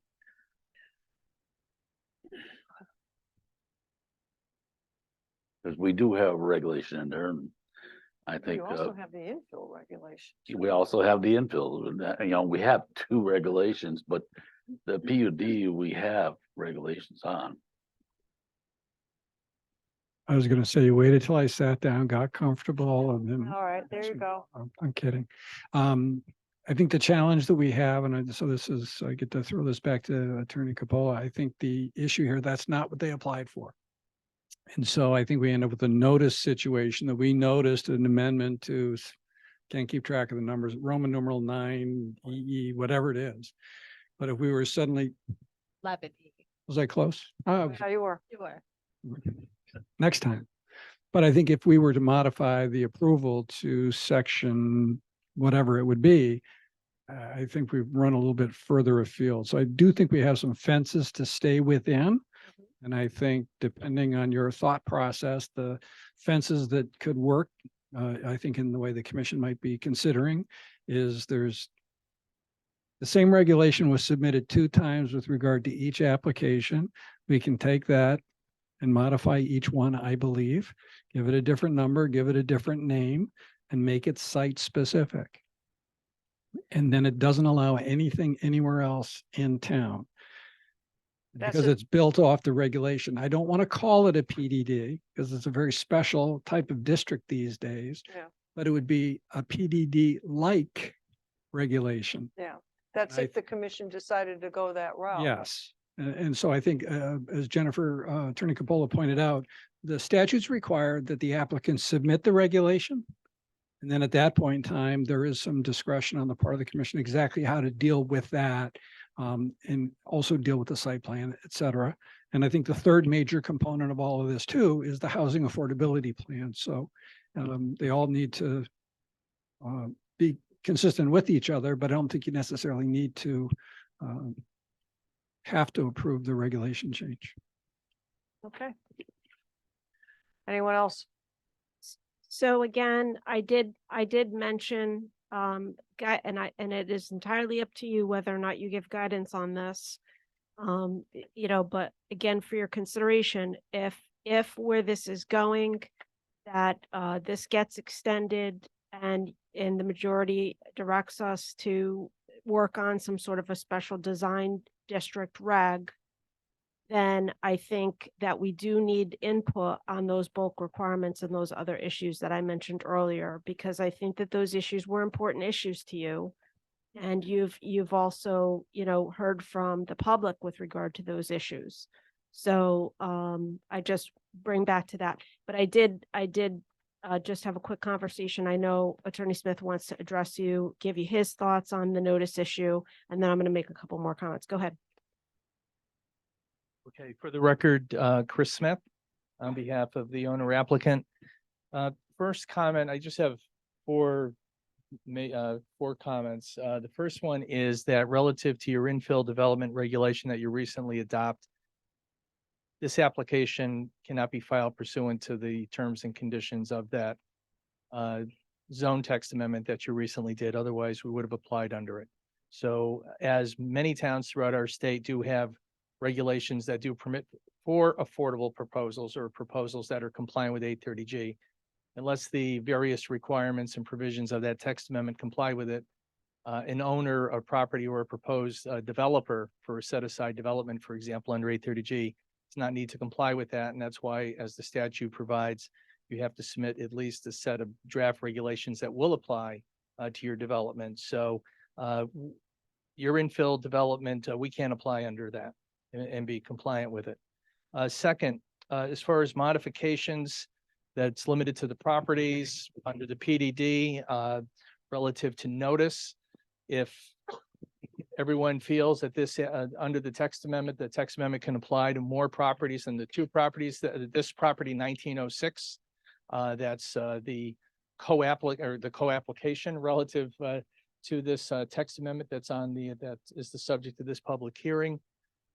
You certainly can modify any text amendment and make it more restrictive. In this case, you would be making it apply only to two properties as opposed to potentially other properties throughout the town. I think our statute actually says that if it is substantially the same and that you cannot expand it, you can make it more restrictive without having to renotice an application. So for example, if somebody came in and asked for X number of density per gross acre and you wanted to expand it, then there would be a question of notice. If you wanted to reduce it, it would be within the text, text that was the subject of the newspaper notice. So I think that if you were to limit this text amendment to 1906, that it would certainly be would not require any renoticing for purposes of the public hearing. I would like to clarify and make it clear. Well, I'd like to clarify, but Mr. Miller did prepare a very comprehensive 5-page response to Mr. Cholder's initial comments with the text amendment. It stated, I believe it was submitted on August 2nd, 2023. And right at the first page, my client made it very clear that if you wanted to make changes, that the applicant agrees to any reasonable changes to the text amendment so long as the change 1 does not render the site development plan for either property non-compliant, and 2 does not require more from the applicant than is required by 830G. On the paragraph just above that, we made it clear that my client would not agree to any deed restriction longer than the 40 years, the minimum requirement under 830G, nor subject the approval of any administrator of the affordability plan to a possible commission veto, nor would my client agree to any of the financing restrictions that are not provided by Section 8-30G in determining compliance with the 30%. That's all there. I honestly, I just take note and issue with saying that we haven't been responsive. That was submitted to you back on August 1st. And I've reiterated what I just said a number of times. One of the reasons why I probably have said 830G so many times throughout the course of the hearing. But I do believe that this application for this text amendment complies with Section 8-30G. If you have specific suggestions as to what you would like to have modified, again, subject to the 2 caveats that my client not be required to go beyond the minimum requirements of Section 830G, and it doesn't take the site development plan. That's the subject of the next public hearing this evening for 1906 Berlin Turnpike out of compliance. My client has no objection to it. There's no cul-de-sac here. That's my client's position on the text amendment. I don't think I can be any more clear to you on that particular score, and I think that that's been conveyed. And again, I would respectfully, if you have any specific comments, I would refer to Mr. Miller's report. Commissioner Jorsey made reference to the parking requirements. The parking requirements have been drafted to comply with 1906 as part of the site plan application, which is one of the reasons why I was suggested you have a combined public hearing. We will be addressing the parking requirements. We think that the parking requirements provided in the text amendment do not result in an adverse impact to a substantial public interest that clearly outweighs the need for affordable housing. Nor does that in that same standard applies relative to the site plan application. The parking as required, and you'll hear from Mr. Hescott shortly, does comply with that standard, so to speak, that's provided by the statute with judicial review. So again, the text amendment is before you. If you wanted to limit it to these two properties, if you're concerned that it applies to other properties throughout the town, as you've heard from some of the citizens, that's your call. If you want to limit the text amendment to the property, 1906, in this case, you can. You've heard from Mr. Chalder, you've heard from your town attorney. You can do that. There's a process. It doesn't result in spot zoning. It complies with 830G. It's why the text amendment is in front of you.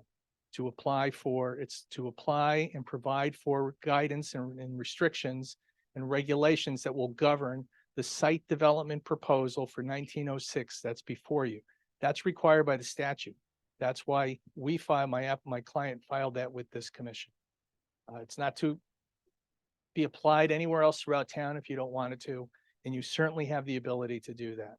If you're concerned about setbacks and whatnot relative to the certain site plan that's before you, the site development proposal, we can address that during that portion of the public hearing. But as far as the text amendment, again, if you wanted to make any changes with any of the bulk area requirements, we would have no objection to it.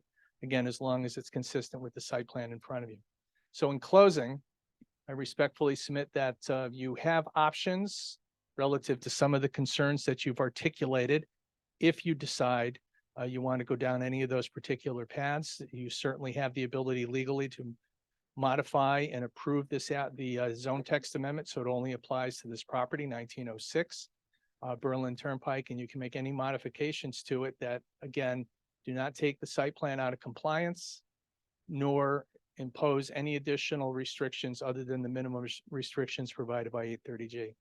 And in closing, I thank you for your attention throughout this process. I know it's been a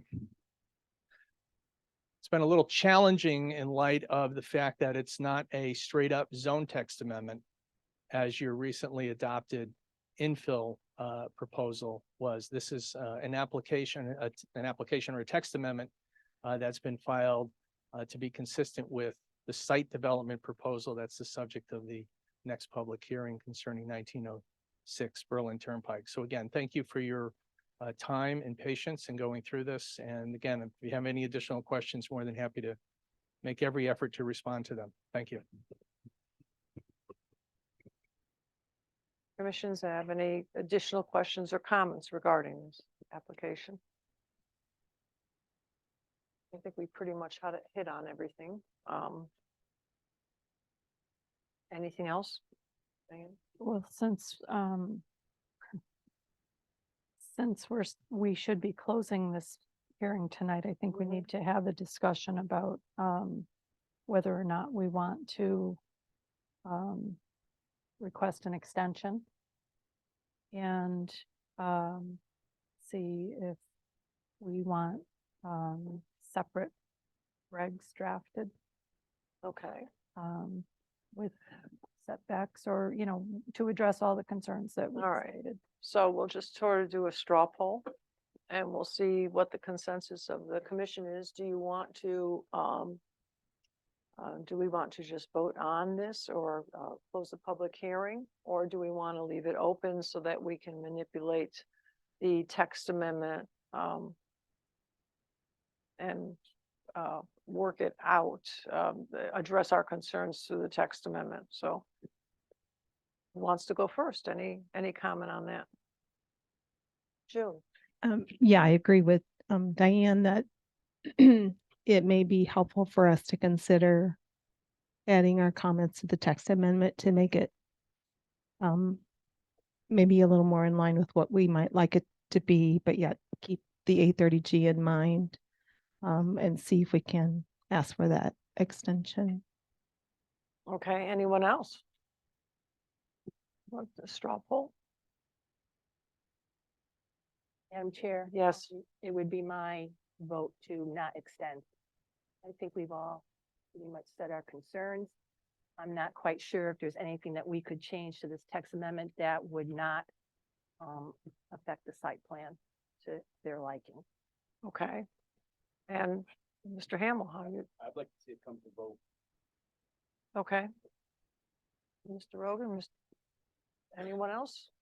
Yeah, I guess I'm just 50-50 on how to kind of go forward with this one. I'd like to see it come to vote as well, but at the same time,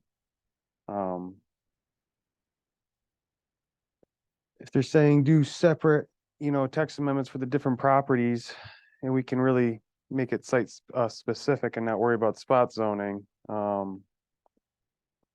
just don't see what changes we're gonna be able to make Yeah. without pushing this out of compliance. Mhm. Jennifer, I know that we have some alternates here as well. Are they able, because we're in the public hearing, are they able to comment on the, If they're not voting, they should not be commenting on Okay. whether or not an extension is pursued versus a vote. I just want to revisit with you, given what the discussion has been at this point, what the standard is under 830GG, so that you focus on it should you decide not to ask for an extension. I don't know whether if that'll be the case or not, or whether you'll vote tonight or not.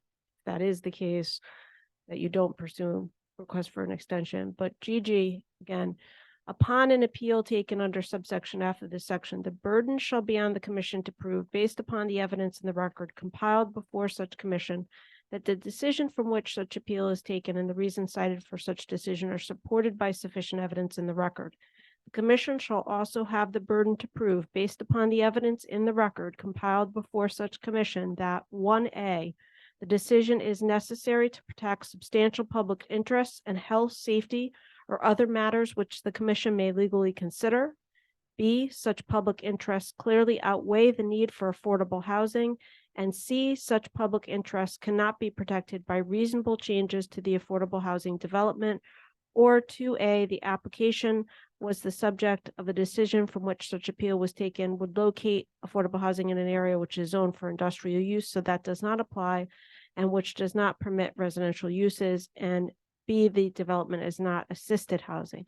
If the commission does not satisfy its burden of proof under this subsection, the court shall wholly or partly revise, modify, remand, or reverse the decision from which the appeal was taken in a manner consistent with the evidence in the record before it. So again, just reminding you of what that burden is, because it does bear consideration in this matter, because it is an affordable housing application. okay, Thank you. thank you. Just a little procedure. We received letters in our packet. But they were about the site plan, right? I think they were about They're the all site plan. I don't. They're all site remember plan. if They're all site. I plan. did look through them. Okay. I did read them. They're all today. site plan then. Yeah, so we just the You text. don't have to read it in here if it's site plan. Okay. Diane, did you want to say anything? Well, I feel torn a little bit about whether or not we should draft suggested changes. Because I think that things like the area and bulk requirements and the density certainly contribute to the health, safety, and welfare of the future neighborhood. And that if we don't take the opportunity to present our own suggested language, whether it makes the site plan comply or not. I think it just shows maybe more willingness on our part to at least try to come to some compromise. And so that's my thought. Yeah. You know, whether the language that we suggest ultimately makes it that the site plan doesn't comply, we tried. Yeah, well, I think that I think that the point is very well taken. You know, and I'm gonna sort of speak here for a second. Hope you guys don't mind. Again, I just go back to the fact that we did the infill thing and the residential infill text amendment, and we really beat ourselves up to make sure that we got a regulation in place that would help set up a neighborhood where there was none, and would allow that neighborhood to actually coalesce so they could actually be part of that community.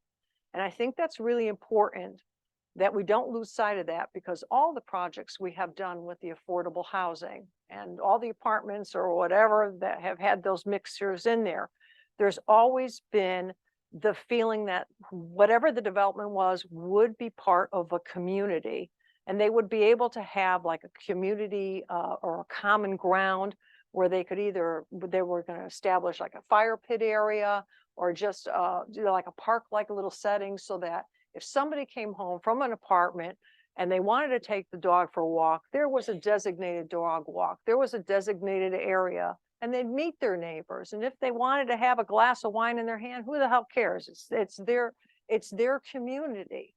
But they would have the ability to be human and actually say, wow, I'm proud of this neighborhood, or this is a really nice place. I can't wait to my friends to see it. And that would never encroach on residential areas or businesses that were nearby. And we've taken a lot of care to make sure that our developments nurture that type of 830G affordable housing. Now, we can go ahead and we can take this regulation and we can start to propose changes that might impart that sense of community, that sense of mental health, welfare, safety for the kids who may be in that community, or even senior citizens, or, you know, somebody who just is part of that frame. But we can do that. But I've already heard from the applicant that there are certain things that they're just not going to talk about. Hey, we're not going to talk about it. They ain't going to talk about it. You want to talk about this, that's fine, but we're not going to talk about the 40 years. If it's going to put us our job, if it's going to put the site plan in jeopardy, then we're not going to talk about it. I heard a lot of not talking about stuff. And then I say to myself, well, wait a minute, we're knocking ourselves out about this, and we've already got a regulation that does everything we need and provide for affordable housing. So it's not like we're saying we don't like affordable housing. We're saying we like affordable housing, but we like it in a way where people can be people. I mean, I think everybody's losing this perspective that we have to hurry up and shove everyone into a housing unit. We have to hurry up and do this. We have to hurry up and build all these buildings. Before you know, we might as well call ourselves Russia. St. Berlin. No, I mean, but that's what can happen. And you can say no, and you can say, she's full of malarkey, and that's okay. Those things have been told to me before, and I stand my ground on this. I'm going to stand my ground on it. You have neighbors, you have neighborhoods, we have the regulations that this could be a damn good development. It really could. But I want it to be a human development. I don't want people feeling like they're going home to a chicken coop. If I want that, I'll go to the big city. This is Berlin. We don't have to be a big city. We're doing a good job. And that's what I have to say. I gotta agree with you on that. I'm sorry. I The affordable housing projects that we have approved in the last 3 or 4 years has that home or feeling. Yeah, I mean, what's Okay, wrong with even that? even the 200 unit one, we made sure that it has a downtown feeling. The Main Street has the curb lighting and all that other stuff, swimming pool, whatever. But you know, and our special downtown district is now, as I drive downtown on Farmington Avenue, I look at this new development and I say, wow, that was cool. We did that. Okay. And they have affordable units in them. Okay. And you won't be able to tell anywhere, it's a nice walking thing for people to go to little stores or whatever. There's a way to do it Exactly. that has the home feeling that you belong to the town and not be in a square box. Yeah. You take pride in your neighborhood. And that's I don't know if we can take a couple of those things we've done in these other developments and bring up a good development. I don't know, but I like what's happening to the town right now with the developments that we have approved. Even the large ones that we have approved, we put those little things in there. If it's a walking path or exercise area or trail, whatever we did, we put it in there for the people. And I don't see this doing that. And I just don't think that, I mean, the state can say what it wants about the 830G or any judge or whatever. But I don't think it was the intention of the state, or at least I hope not the intention of legislator or legislation or the state to just jam people into housing. I really think that when affordable housing came around, it was just an idea of giving people just a leg up, but still being able to take pride in their home, in their rent or whatever, in their neighborhood, in their new friends, and just that sense of community. And I never thought that the affordable overlay or the affordability would become so contentious. Yeah, contentious, and it just sort of mutated into something else. I mean, instead of, I think what its true intent was to make people have a chance to better themselves, as opposed to bringing everyone down to a certain level. So, June. I first have a question for our attorney. With that minimum 40 portion of it in the 830G, would that fall more in the text amendment or in a site plan if we were wanting to propose like beyond that 40? The 40 years, you mean? Well, it is indicated, it is referenced, and this was covered in the comments. It is in the text amendment, but it does come up again, obviously, as well, with regard to the site plan and the affordability plan. It's in there as well. So, and the deed restriction is something that has to be filed on the land records. So it does come up again. I just want to make one quick comment, okay? And this is something that we've discussed in public meeting before. Existing regs and compliance with existing regs. You have to judge this application on its own, as far as existing regulations and compliance with existing regulations. It's not something in the 830G realm that has carried the day. Because you're supposed to be, again, evaluating it pursuant to that hybrid standard, which does include the language I just read to you. So you gotta keep that foremost in your mind. Thank you. So I just wanted to tag off Commissioner Dorsey's comments earlier, as to why I'm 50-50 as well. Because even from one of our comments earlier in the night, section EE10, B, even doing a small word such as including equitably, so such dwellings shall be dispersed equitably throughout the development, that can have a major impact. So that would be one reason why I'm open to, considering these as, you know, site-specific text amendments, considering the situation that we're in. And then, focusing on building and like green space, I'm watching the news and you're hearing things about resurgence of COVID and mandates and, we lived through it once. It's not improbable that we couldn't go back into those lockdown days, but I know it's scary to say it, but if you have a project that has no green space, 22 units per acre, that's a recipe for disaster for health concerns. And I mean, it was 2 years since the last outbreak. Now they're saying that it's possible happening again. This could be, these types of health concerns could be a reoccurring issue that we should be considering in projects like this. So, and that would go towards, the bulk and. Yes, June. I'm thinking that the way this has been presented to us as a text amendment isn't perfect, maybe in all our individual eyes up here in the commission. And I think with the offer of help to maybe rewrite it and present it in a manner that will compromise from our position as well as being seen favorably in the courts of law, if it is sent that direction.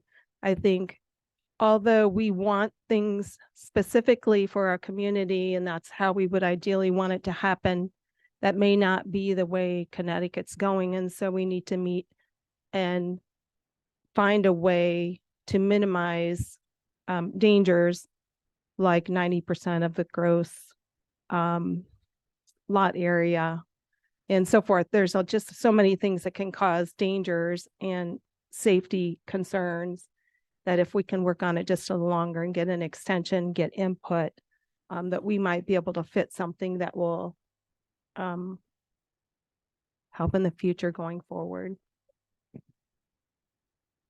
Anyone else? Do we, yeah,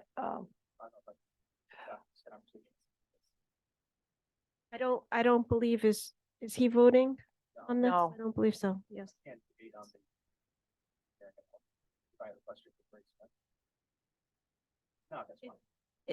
I think that's fine. You can ask a question. yeah. Counsel, sure. So there's been quite a lot of discussion about the 40-year requirement, and I know Attorney Capola has taken the position that the 40-year requirement is a minimum. Do you agree with that position? And if so, that sounds to me like the commission has quite a bit of discretion to go beyond 40 years. If we have that discretion, how can your client impose as a condition on this commission that it not go beyond the 40 years?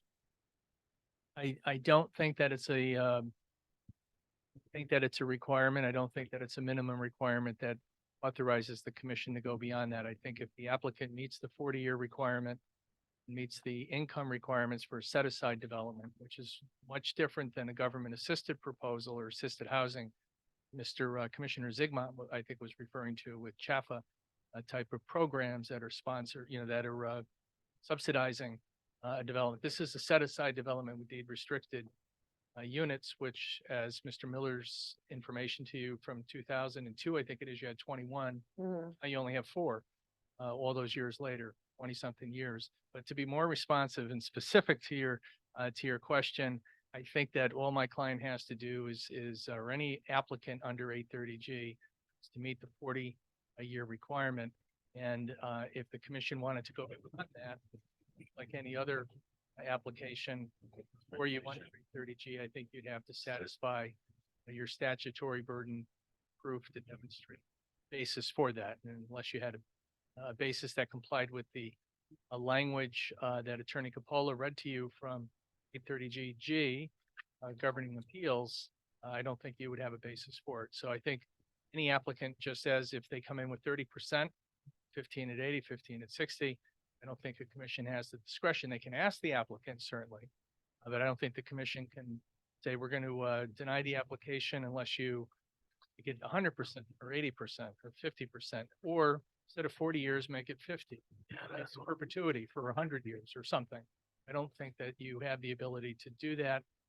And if you did, again, I respectfully suggest that you'd have to comply and meet your statutory burden with the court to demonstrate valid basis to protect the substantial public interest to justify it. I think that's as honest as I can be with you in that response. Thank you for your input. Thank you. Anyone else? All right, Before you get into a motion or anything, I know Mr. Snow would just address very briefly, the commission, okay, with the permission of the chair. Thank you. Okay. Sure, Mr. Smith. For the record, Patrick Snow, principal in both of the LLCs. I just wanted to, we've been a lot of discussion on the text amendment and what could happen and what may happen and what may not happen. Well, if you look at our site proposals, in 1676, there's 16 single-family homes proposed and 2 two-family homes for a total of 20 units. That's what's going on there. That's what we're proposing. We're not talking about a high rise. We're not talking about bulk areas. That's it. So that's what we're saying. When you talk community, that's a nice community. Single-family homes, two-family. Well, In my opinion, yeah. that's No, my no, I opinion. You have yours, understand. I have mine. And as far as the other building goes, we have 5 buildings, I believe, in there. It's not one big high rise. It's 5 separate buildings with 14, 8, 7, number Well, of units in there. But yeah, again, yeah. and I know we're talking the text amendment, but I just wanted to be clear with the commission that these 2 site proposals aren't really what you're talking about. No, maybe what it said and what's possible. That's not what we're proposing. And that's all I wanted to say. Okay. Just so it's not taken out of context that we're putting up a 5-story skyscraper. That's not what we're proposing to do, nor did we ever propose to do. Okay, all right. Mr. Snow, I think Ms. Dorsey has a question. Oh, now I'm in trouble. You are. Oh, boy. What would stop you from not doing the project that's proposed and coming along and doing another project that does meet the text amendment? What text amendment are you referencing? You're saying that what's being proposed in the text amendment would allow you to do more than what is proposed, Correct. but that your project isn't that big. Correct. What would stop you from deciding to not do that project and come along with another proposal for a total build out? We would have to come back to this commission. to do Right. That, and that's not, Right. what we're proposing A, and for us to come back with B, I'd have to get an approval, come back and say, yeah, I know you approved me last time, but I wanted. You would have laid the groundwork. Not if it's, okay. Yeah, I- okay, That's possible. It's not gonna happen, but that is possible. Yes. okay. Okay. Thank you, Mr. Snow. Thank you, Ms. Dorsey. Anyone else? One question. Okay, and then we've got, On, then we're almost to quitting time now. I guess it's 1906. I can get numbers. mixed Well, up it's now. just, again, that's The larger the one. text amendment. Okay, it comes down to, we said 2 acres originally, and then it got changed from 2 acres. Are you talking about the infill? Yeah, Our infill? yeah, Or- no, the, It's 1.5 acres. yeah, It's 1.5. well, it had to change it because of the 16 or something, what it was, 1.95 instead of 2. Okay. But the number of units per acre in the In both. when both is what? They're, I'm They're sorry, proposing what, my- 22 units? per They are acre? proposing, dwellings shall not exceed, 22 dwellings per Right. acre. Right. Maximum number of multifamily dwellings shall not exceed. My feeling on that is that that's too crowded of a development. Okay, maybe the amendment is 15. I don't know. Well, Will that work better in that development? But my big feeling is that 22 per acre is way too much, especially on that development down in the hole. Well, again, and we're bringing not that talking traffic about up onto the turnpike and you talk about safety and welfare of the people. That's a big safety hazard coming out of that driveway. It's been there for 50 years, whatever it is. You know, so the number of units bothers me. There, So it's the density, okay. the density, in that one parcel there, which really bothers me.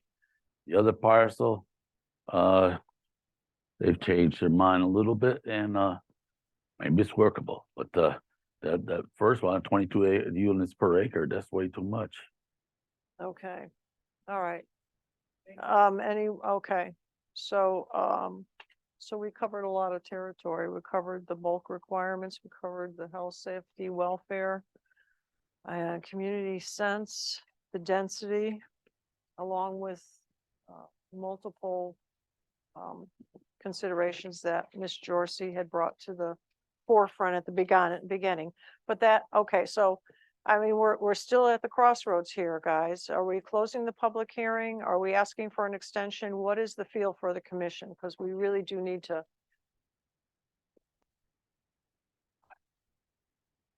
As written, I don't feel that it's, I mean, I don't want to something start. that we I'll could make a pass. motion to close the public hearing. Okay, so we had a motion by Ms. Jorsey to close the public hearing and a second by Mr. Hamel. Further discussion? All those in favor? Aye. Those opposed, so moved. Okay, thank you. Just clarify, no one was opposed. No one was opposed. Unanimous vote. Okay. Unanimous. All right, the second part of this is the application for a site plan approval to permit a 52-unit multifamily residential community known as Spruce Brook Apartments on real properties known as 1906 Berlin Turnpike, map 21-2, block 115, lot 7. 1934 Berlin Turnpike, map 21-2, block 115, lot 8. And 0 Berlin Turnpike, which was map 21-2, block 115, lot 8A. Now, all right, so this is moving into actually a site plan. Now, the time I'll note is going on 9:30. Do we want to? I guess we have to open the application, correct? It is, I mean, well, yeah. So there is an issue that Attorney Smith is going to address at the start with you with regard to this application. Okay. Hi again. Hello, good evening, Madam Chairwoman, members of the commission, professional staff, Mr. Chalder and Town Attorney Capola. For the record, my name is Chris Smith and I appear before you on behalf of the owner applicant 1906 LLC, Berlin LLC, concerning the subject application, which is a site plan application filed pursuant to section 830G of the Connecticut General Statutes. At the last public hearing and with discussions with your consultants, we were requested to submit some additional information. We did that. As part of that submission process, there was a old A2 survey that had been submitted as part of the packet that predated a soil a wetlands investigation of the property that showed some old wetland flags on the property in the front portion of it. That was submitted and that was brought to your staff's attention by Mr. Snow when he realized it had been submitted. And just for an overview, and then Mr. Snow and then Mr. Ian Coles, who is a professional wetland scientist and certified soil scientist, will get up next to address the specifics that I'm going to talk, provide you with an overview on. But it's my understanding that when my client was under contract to purchase the subject properties, but I just refer to it as we know as 1906 Berlin Turnpike, that he had a soil investigation done of the property in early 2022. As part of his due diligence during the contract process. Subsequent to that, he did have a survey that was prepared as part of that due diligence process. And when the surveyor went out there, it was after a soil scientist, Mr. Ian Coles, had reviewed the site and determined that there were no wetlands on the property at that point in time as of 2022, and currently as we provide you with some supplemental information. And this was all submitted to you. His report was submitted to this commission dated January 31st, 2022, and there was a follow-up submission that is part of your record that's dated May 24th, 2022. The surveyor, again, had identified some old flags that were fairly disintegrated that were on the property. That report from the soil scientist was provided to Mr. Horrible, who I understand, I know is here this evening. And back in February, on February 2nd, 2022. And again, when we submitted the application, so when my client went to submit this additional information, what happened was the surveying company, who initially had showed some of these old disintegrated flags that are still, some of them are still there, but they're fairly disintegrated, well over 10 years old. It's our understanding. The surveyor had removed the flags based on the wetland report that was prepared by Mr. Coles from January of 2022. So the survey that was submitted to this commission accurately reflected that there weren't wetlands on the property as reported by Mr. Coles, as in his report that, again, we submitted to this commission and did provide Mr. Horrible with a copy of it. Mr. Snow did over a year and a half ago in February 2nd of 2022. When my client asked the surveyor for an updated sheet, so a completed set would be submitted to the commission this past week, they pulled off their records the prior survey that they had done before they were aware of Mr. Coles's report that there are no wetlands on the property, and that was inadvertently submitted to the commission. Mr. Snow realized that when he returned to his office after filing it, and then called the surveying company and indicated that you had showed some of these old flags that Mr. Coles had confirmed it's not a wetlands, or it's not an intermittent water course, or a water course as provided by your regs, which incorporate the statutory definitions under 22A38 for those terms. And it was brought to my attention by Attorney Capola and Mr. Chalder that that had happened with the additional sheet that had been filed and substituted. And so I had looked into that with Mr. Snow. This all happened within the last 24 plus 6 hours or whatever. And we have, I asked Mr. Snow to come this evening so we can explain that process when he was doing his due diligence to determine whether he was going to purchase the property and close on it. And we also brought the wetlands and soil scientist, Mr. Coles, to report to you his findings from then and his current opinion on whether there are any wetlands on that property that would require a wetlands application. So with the permission of the chair, I know Mr. Horrible is here, and Attorney Capola may have some comments, but I do have Mr. Snow and Mr. Coles here to just walk you through what I said for purposes of having that on the record from those two individuals. Thank you. So, Thank you. Mr. Snow, or Well, did So you want to? just so everybody understands, okay? One quick sentence. You've got conflicting surveys about whether or not there's regulated area. Oh, my. Okay, that's what you got. You've got one from January 2022 and you've got one from August 2023.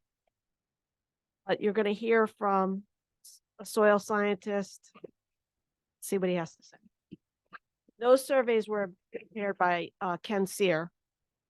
This is the soil scientist. The surveyor was Ken Sear. I don't know if he's here tonight. Well, I guess we'll hear that. Thank you. Thank you for clarifying. Again, Patrick Snow, and the surveyor is not here. So that was one person we did not have, but I'll go through the history as Mr. Attorney Smith had said. When we originally started the project, or prior to starting the project, the first thing we usually do before, if you make it a viable development, I hire a soil scientist to go out and locate wetlands. So Mr. Cole did go out and he located no wetlands on this property. And after that, we had actually, we had an experience on another property that there may be wetlands adjacent or possibility. So we had actually gone back out to re-inspect and also look at the adjacent property, make sure no wetlands on that, which both have come up negative. And at that time, in February, I'm not sure if I had closed or was about to close, I had sent this report and email to Mr. Horrible just to say that we found no wetlands and please put this in the file so that if there's ever an application and a question. Then as time went on, the engineer and the surveyor are two separate companies. And somehow the survey got separated from the original application. So the town was asking for additional copies. So I contacted the surveyor, please make me additional copies. And I ran down, got them. I didn't look at them, folded them, brought them down to Maureen, took a copy back to my office, and I saw that the flags were there. Called him up. He said, yes, I do remember that. I sent another copy of the report. And so he took that sheet and got rid of the flags. And then I put another copy of the survey and brought it back to Maureen, and I pointed this out to her when I was there. And that's kind of where we are right this second.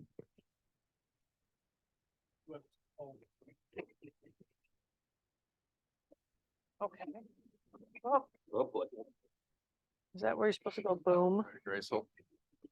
Oh, if that's all right.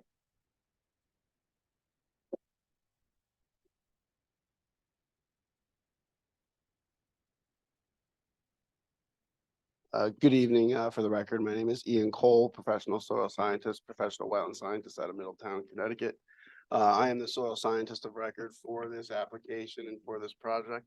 I did my on-site delineation and evaluation in January of 2022.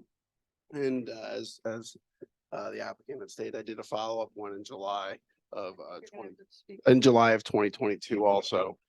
To additionally not just look at this property, there was concern, could there be anything beyond the property, particularly looking at the farm property to like the northwest? Was there anything over there off-site that potentially could be in the zone of influence from not direct impacts, but from secondary impacts? My initial findings are outlined in the letter dated January 31st, 2022. I believe that's part of the record. As detailed in that record, not an omission of this swale. In fact, the swale was prominently highlighted in the report. Essentially in front of two of the lots 8 and lot 8A, there's a notable open swale that's daylighted between two head walls. Essentially, when you first get on and look at a water course or a feature of this nature, you want to look above stream and downstream, see what the input is, what's the watershed, the contributing watershed, and then also what's going on downstream. Is there a wetland downstream that's receiving this? Is there a wetland upstream that's basically causing this? This particular flow path is sole sourced, as outlined in my report. There's a notable swale in front of lots 8 and 8A along the southbound lane of the Berlin Turnpike. This swale does not qualify as a regulated water course. Its sole source of hydrology is from stormwater runoff that's generated from the Berlin Turnpike. Basically at the intersection of Spruce Brook and the gas station, there's a catch basin there. That catch basin conveys flow in a diagonal path across the intersection to that open daylighted swale. That swale continues, I'm guessing 100 feet, 200 feet. It's a kind of an open, deeply incised. That goes into another drainage pipe that conveys flow kind of along the front corner of like the driveway entrance to the motel, and daylights to the northwest into the forest landscape, and stormwater runoff infiltrates back into the soil. There's no downstream receiving wetland. That property has been looked at exclusively by many proposals, and I think you can anecdotally note that there's no downstream receiving wetland either. So to be qualified as a wetland, you need poorly drained soils, which is absent in this area. The soils in this area are also absent of poorly drained soils. To be considered an intermittent water course, you not need just the defined channel, but you also need to meet 2 or 3 additional parameters. Those are being, you need an accumulation or deposits of recent alluvium or detritus. So basically, is there any source above grade that's contributing to this water course that's making bed and bank development? And there's not. The sole source of this is from catch basins along the Berlin Turnpike.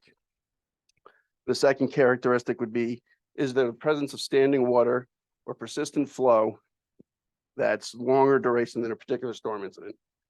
I've been on this site 4 times over 2022. And I anecdotally also looked at the site many moons ago, probably in the early 2000s for the economic department here. And again, during my assessment at that time, same deal. It's an area that's subject to stormwater flow only and does not qualify as an intermittent water course because it lacks that persistent flow. It lacks a predominance of any hydrophytic vegetation or wetland vegetation, and it also does not contain any wetland soils. So by that virtue, you basically rule it out that it's a drainage or an erosional feature, not an intermittent water course and not a wetland. As to those flags, there are flags in the field. Professional code of ethics, you do not remove field evidence based off of someone else's survey work. I don't know what those flags were there for. Maybe they were there to support, I surmised, maybe a utility project. They are kind of within the highway easement. ConnDOT has many drainage projects that are always concurrently going. It's not uncommon to find a wide range of flagging out in the woods, remnants of many types of flagging, but you know, this flagging is disintegrated and old. So in my opinion, it's not a water course, and I don't know what data was there to support the fact that someone called it one. No, and also for the record, it's not a wetland because it does not contain poorly drained soils or hydrophytic vegetation. And Chris Smith, for the record, Mr. Cole's being asked, and I know I asked you this, did you do any soil investigation?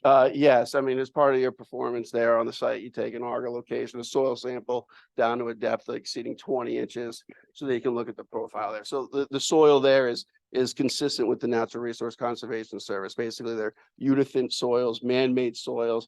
You know, if you go back and look at aerial photography that Connecticut Deep provides, you can go back in like the 34 aerials and the 52 aerials, and you can see this land being kind of transitioning from, you know, those apple orchards all over to, you know, that developed land front. That's the Berlin Turnpike in the 50s.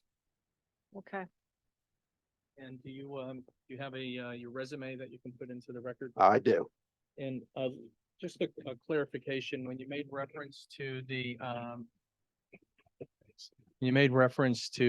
various flags that could have been associated, as you indicated, with a DOT or any other type of project that wasn't definitive as to what the flags were for.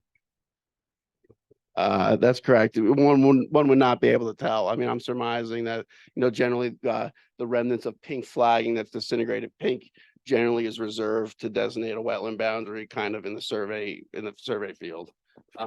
Pink flags also can be traverse points or boundary points by surveyors, but typically you saw pink flags on vegetation around, you know, any depression area. One would surmise that it's likely, you know, someone's intent that they thought it was a wetland or a water course.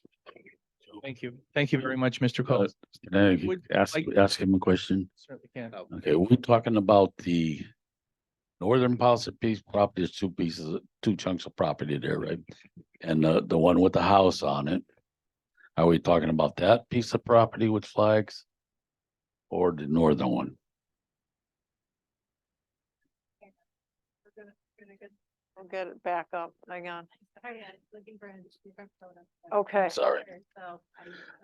Because why I'm asking that is that the house itself on that property, that was a fill area that brought that house up a lot. Like 12 feet. Elevation. Okay, yeah, 12, 15 feet. Something like that, right? It's a Okay. big grade change. That came up there. That was a lot that was filled in without a fill permit. This is history coming out of the head, so but and then there was a fill permit brought in after they got caught. And so 15 or 12 feet down, we don't know if there's a wetland underneath there or what from years ago before this was filled in. So I don't know if those flags are from. No, so years ago or to what? your point, if you look at the Natural Resource Conservation Soil Service, it shows a polygon of poorly drained ray pole soils basically in the south to the footprint of where that house is that was filled in. Right, so. And all the land around it's Uterthan soils. Now, these are soil surveys that are taken from like 40,000 feet up. So they're general resource tools, but it signifies and tells the user that this is land that was disturbed. There may have been a wetland there before, but you know, the current rules and regulations are if you have more than 2 feet occurring over poorly drained soils, it's no longer a wetland. And you know, that's activities that I'm guessing maybe even predate the Clean Water Act. So in terms of, you know, are these fill permits within the last 30 years, 40 years? Are they longer than that? I mean, that's a fill cut area. That whole area is pre-disturbed Yeah, on it's a both of full those cut lots. area that was. As is shown in my report and as is shown and reflected on the resource mapping. Was put in there without the regulations of town until they got caught. And that's why I question that property there. If that's filled properly, I know if we're filling it, you gotta compact it every couple feet or whatever now to do it correctly. I don't know if that was filled properly there or there was wetlands underneath there. I think there was because I think there's a pipe coming out of Spruce Brook. No, that's whatever it is. So, and yeah, across the street from it, there's a catch basin there, if I remember. I don't see it on this. Yeah, you can see it on the road. It's on the south intersection of where Spruce Brook And comes. the into state was 5. dumping water in there. And the north end of the property, state was dumping water in. I have a quick question. Mr. Rogan. So you submitted a survey that has, that shows wetlands on it or just shows flat? No, my survey work, my work that came back to No, the. I'm saying- Well, I guess not you, the So, applicants. The applicant surveyor erroneously located flags in the field that they did not know what they were. And they had that data on a layer. And so when they were reissuing a map to the applicant this go around, that's a data layer that they just didn't return off. So it's basically a missive of information passing back and forth between the people collecting the data in the field, the surveyor. It's a QA/QC problem, to be quite honest with you. Quality control.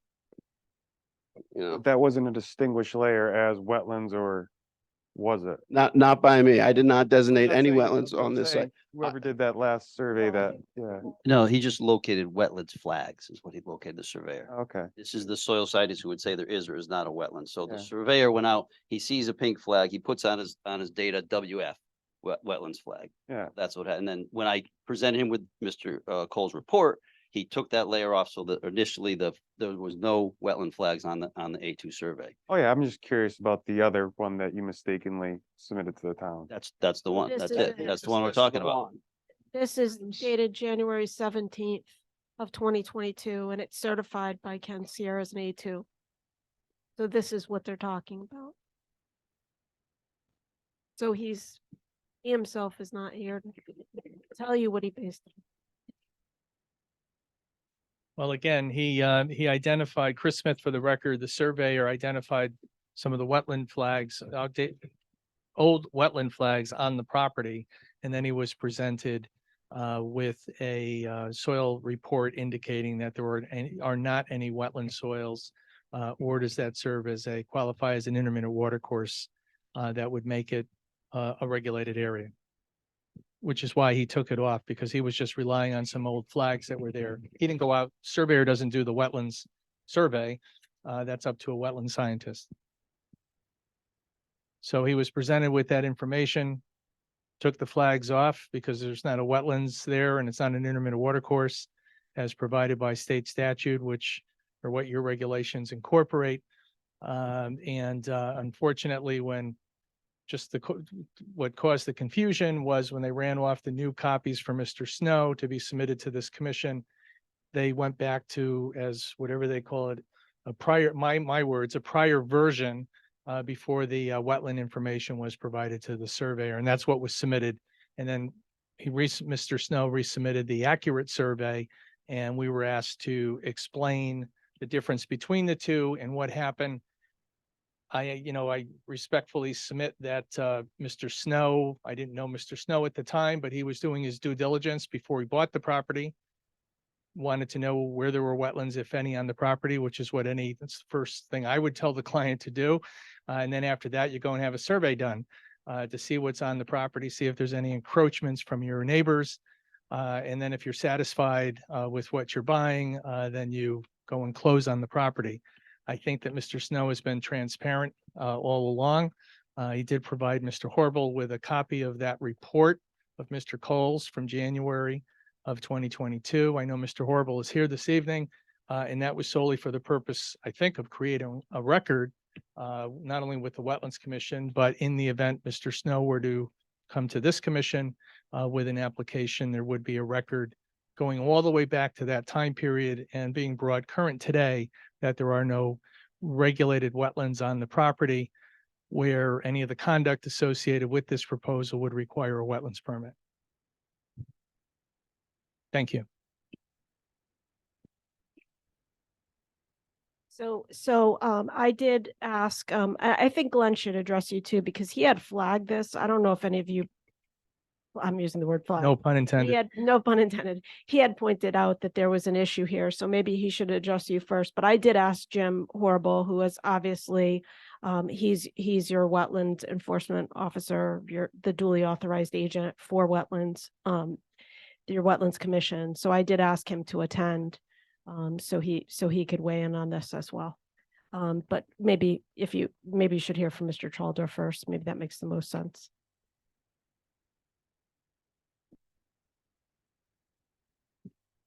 Good evening, Glenn Chalder for the record. I just wanted to start off and point out for the commission that in my June 30th report on page 14, comment number 5E, just read it to you quickly. The commission should request the applicant provide written explanation of why the drainage area along the front is not a regulated area. A similar type of area is identified as a wetland for 1676 Berlin Turnpike, and aspects of this development may be within a regulated area or an upland review area. As part of my professional history, I was the wetlands agent for the town of Avon for a number of years. So I guess I've met not as many wetlands as Mr. Cole, but I've met a number. But what drew my attention to this was that it seemed to have characteristics that were similar to another location which had been identified as a wetland. And that's the reason for my remark, is we should sort of try to figure out what this is. Somewhere, somebody put pink flags up there. And if pink flags are normally wetland flags, the question is, well, now what is it? So I understand Mr. Cole's opinion. He's providing that to the commission. But this becomes pretty much a technical issue in terms of, is it or is it not a wetland or water course? And it seems to me that the jurisdictional issue in town is that it's the Wetlands Commission that's got to make that call. And where this gets challenging, I think, for the commission, and I know you've already got enough on your plate, so I'm not trying to make more.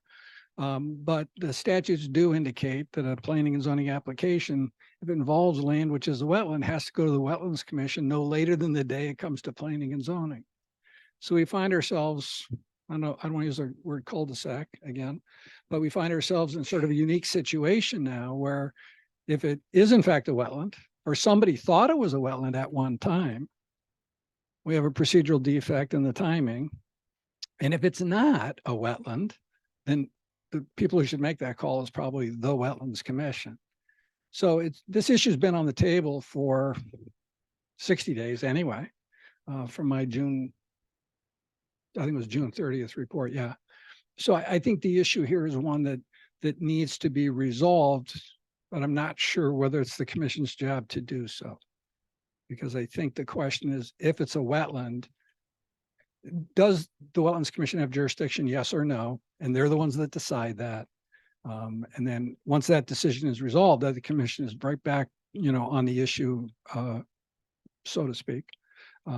So I'm not quite sure what is the best way to proceed, but I think that issue is a material one.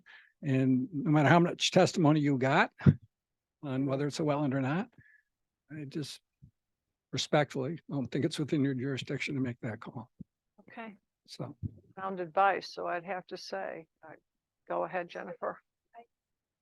I think you should hear from Mr. Horrible as well, And again. he's been sitting Um, patiently all I did- evening. I did make Attorney Smith aware that I had reached out to invite him. Okay. Yes, Madam Chairman, I do agree with Mr. Chandler with the concern, the issue has now been raised. Yes, I did speak with Mr. Snow probably a year and a half ago regarding the soils report he had prepared. At that point, I mentioned to him that, based on the information at that time, it didn't appear that the application would be required to go to the Wetlands Commission. Now that this evidence has been brought before us and just within the past day or two, obviously, we have a certified plan, identifies a wetland area and a boundary around it. I believe that it should be going to the Wetlands Commission at this point, make a determination whether or not it is a wetland. And at that point, we would proceed with the application. Okay. I think we have our answer, people. Can I just, Yes. if I may just, I just asked, because I asked Mr. Horrible, because I didn't get a chance to talk to him today because he was out of the office, about these follow-up questions that I had.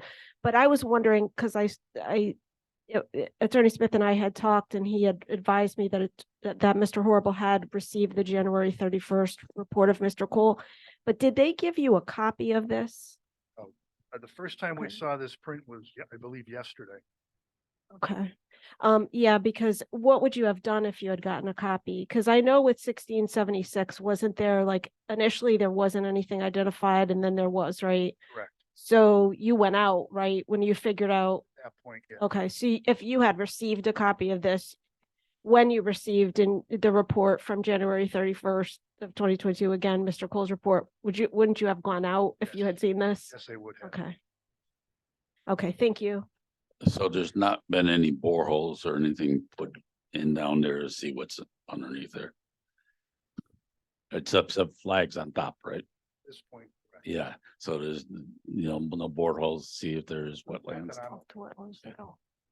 Well, I guess that's gotta be done.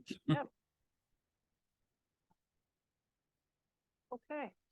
Well, I don't know that, How do we proceed? well, I don't, I will turn to our town attorney, because yes. Yep.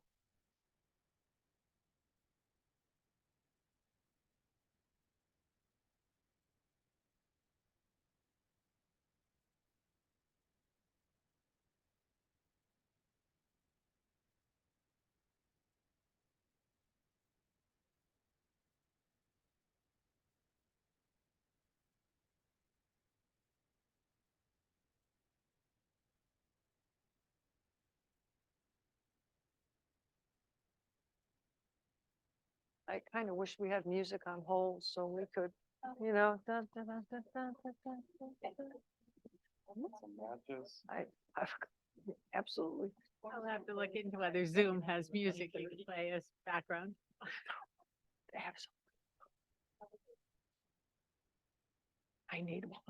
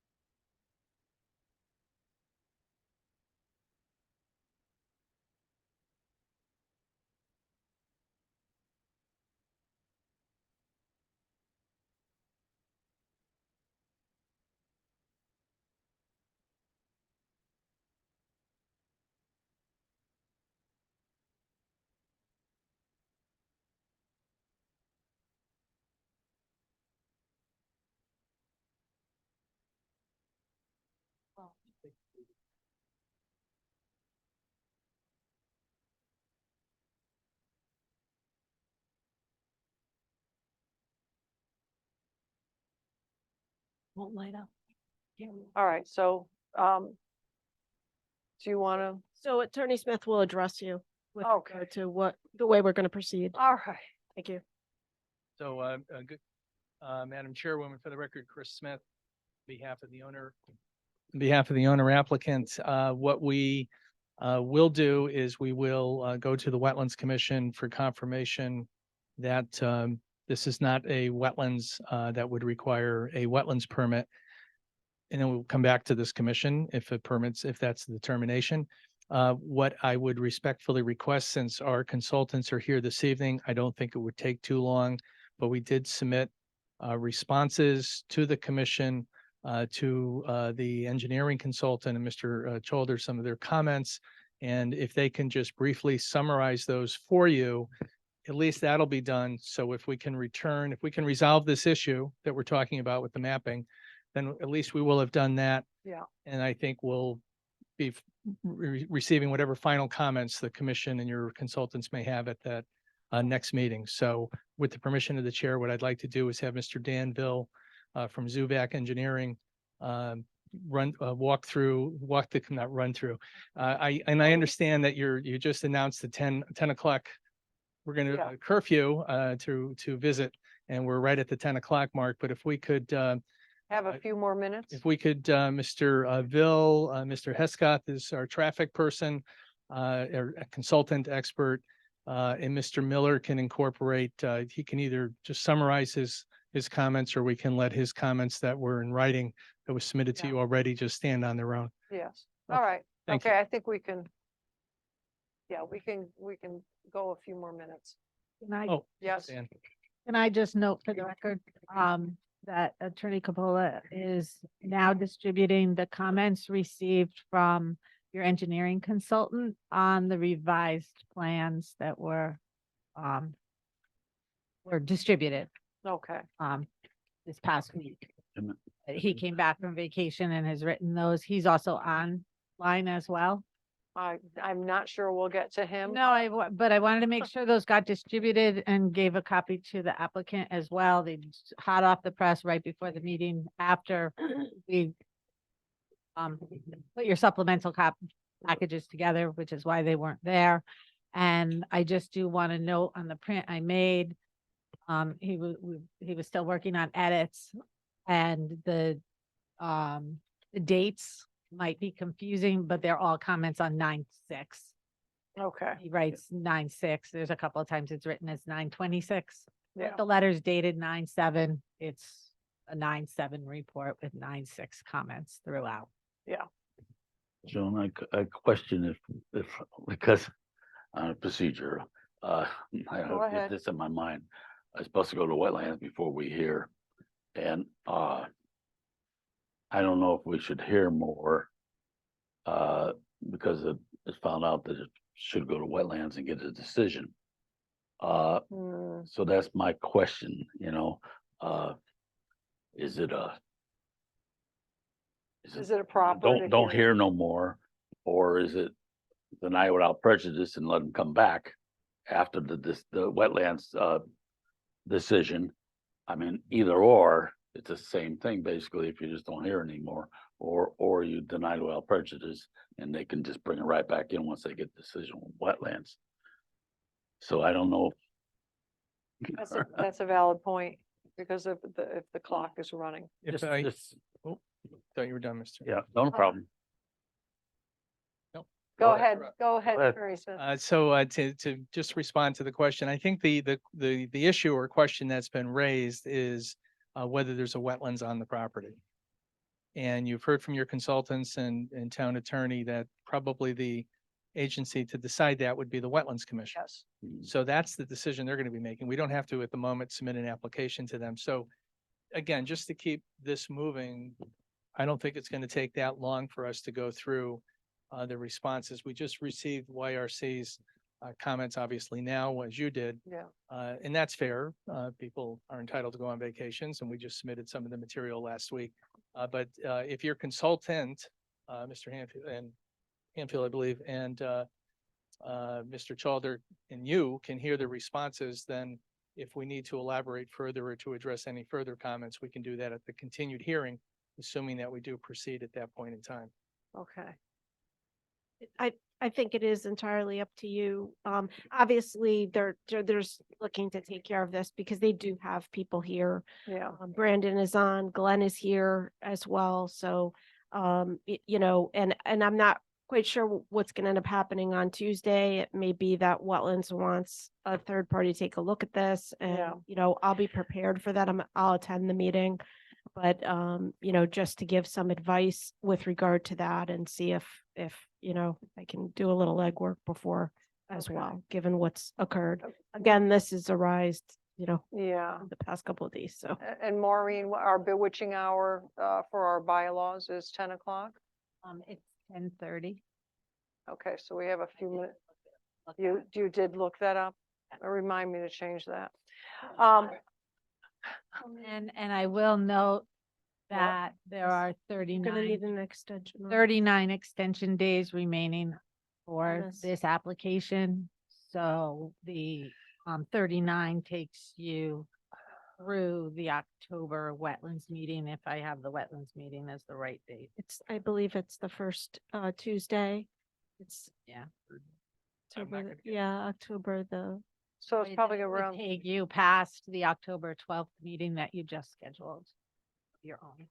so, okay, so you're saying that, So that there is extension time available to, if.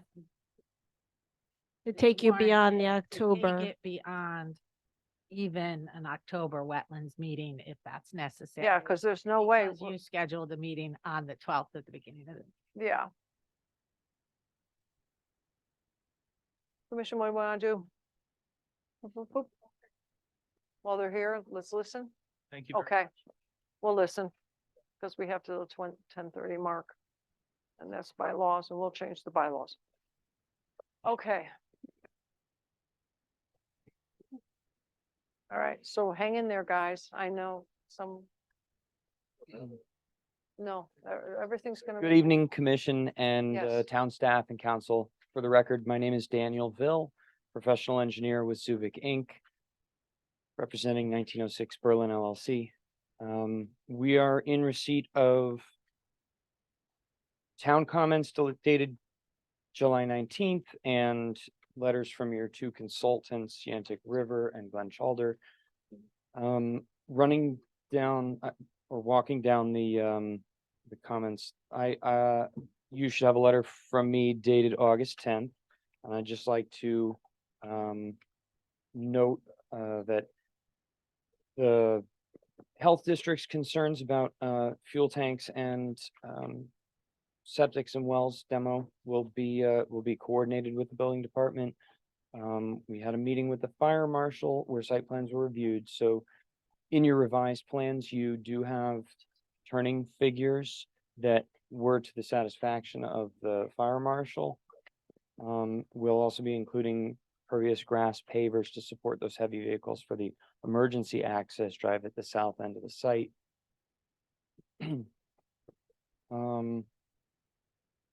We addressed the Conservation Commission concerns. So there's been some revisions based on Mr. Hanfield's review of the site plan, and I haven't had yet a chance to review his latest letter, so please excuse me for not being able to respond to that. The property survey has been resubmitted. The major adjustments to the site plan have to do with grading and the stormwater conveyance and detention system.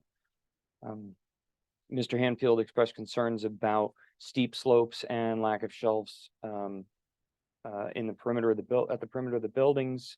So I believe that we have protected steep slopes, and actually the one of the building footprints has been adjusted to mitigate the sort of encroachment on the neighboring property slope that Mr. Hanfield was concerned the plan may undermine. So that has been addressed. The fill comment, there is now a fill report volume given, and the specification is forthcoming.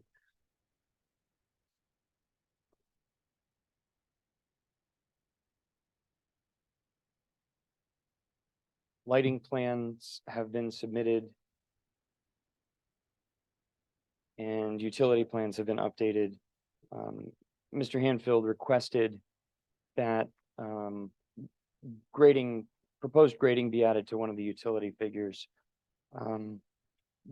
While this isn't a requirement of the town of Berlin's regulations, I will separately add that information to a figure for assistance in his review of our utility plan. Can I just ask you, look at this Sure. plan? Is this the layout? I just wanted to share it with everyone so that even those online could, Sure. So on this site layout plan, or whatever sheet you'd like me to pull up. well, we can flip through a couple of sheets. That's fine. The major change to the site layout plan is a straightening of the driveway entrance to accommodate the updated vehicle templates that we received from the fire marshal. So he gave me information on the largest vehicle, and we adjusted the driveway to accommodate it. The buildings on the south side of the site, that's the left side of the page, are not as deep as were previously shown. That allows, when we get to the grading plan, I'll show the slope to the south of those buildings is not excavated in the proposed condition. We can move on to the next sheet then. That's okay. What's it? What happened to the thing on the side? I think we're still on the site layout plan.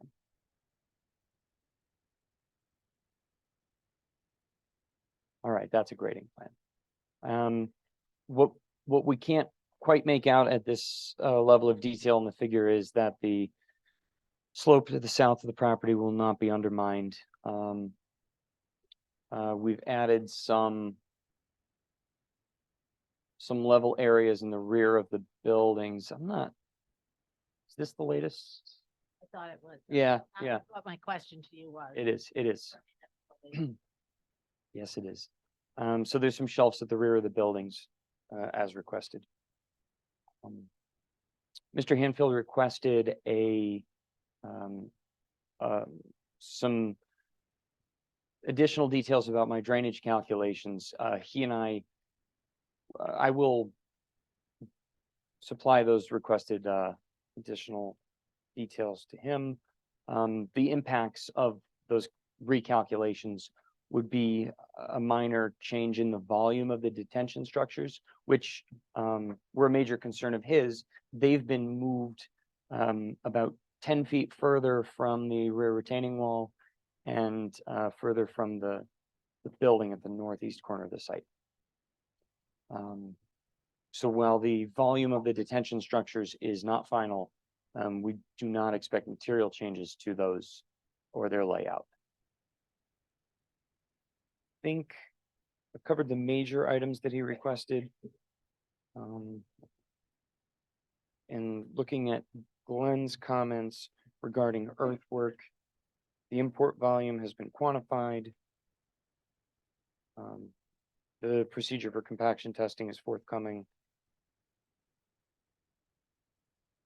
And Mr. Hanfield did a thorough review of stormwater drainage, and the zoning table has been revised.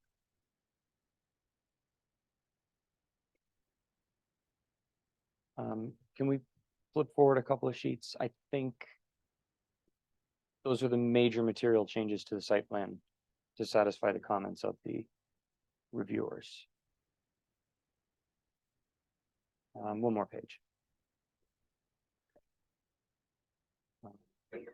Right, the grading and landscape plans have included slope protection for those slopes steeper than 3 to 1 to prevent erosion during and after construction. And then toward the end of this set, there is a lighting plan that shows illumination values.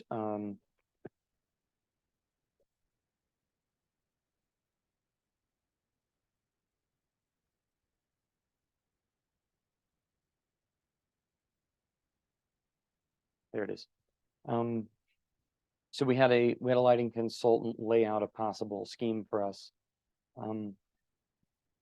It is exceedingly difficult to meet the requirements set forth in the zoning regs, of a minimum 3 and maximum 6 candle feet at a maximum fixture height of, I think it was 12 feet. It would be a, cost prohibitive, totally cost prohibitive.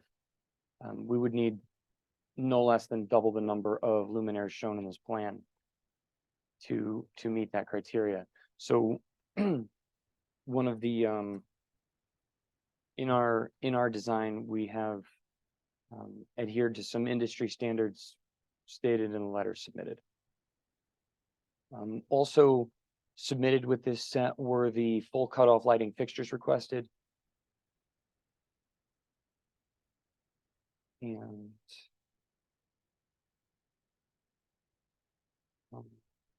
getting back to Glenn's last comment, materials have been specified for the emergency access drive. I think that's it. I'll take any questions from the commission. Yes, Diane?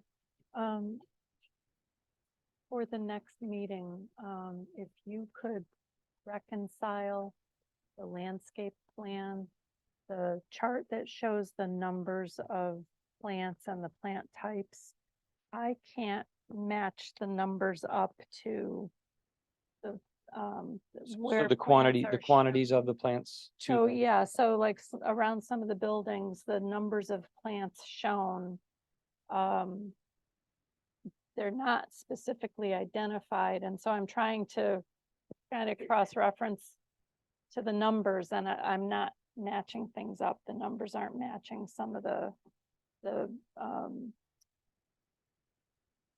symbols. Diagrams or the symbols that are used on the map. symbols? So I assume each symbol is supposed to represent a type of plant, right?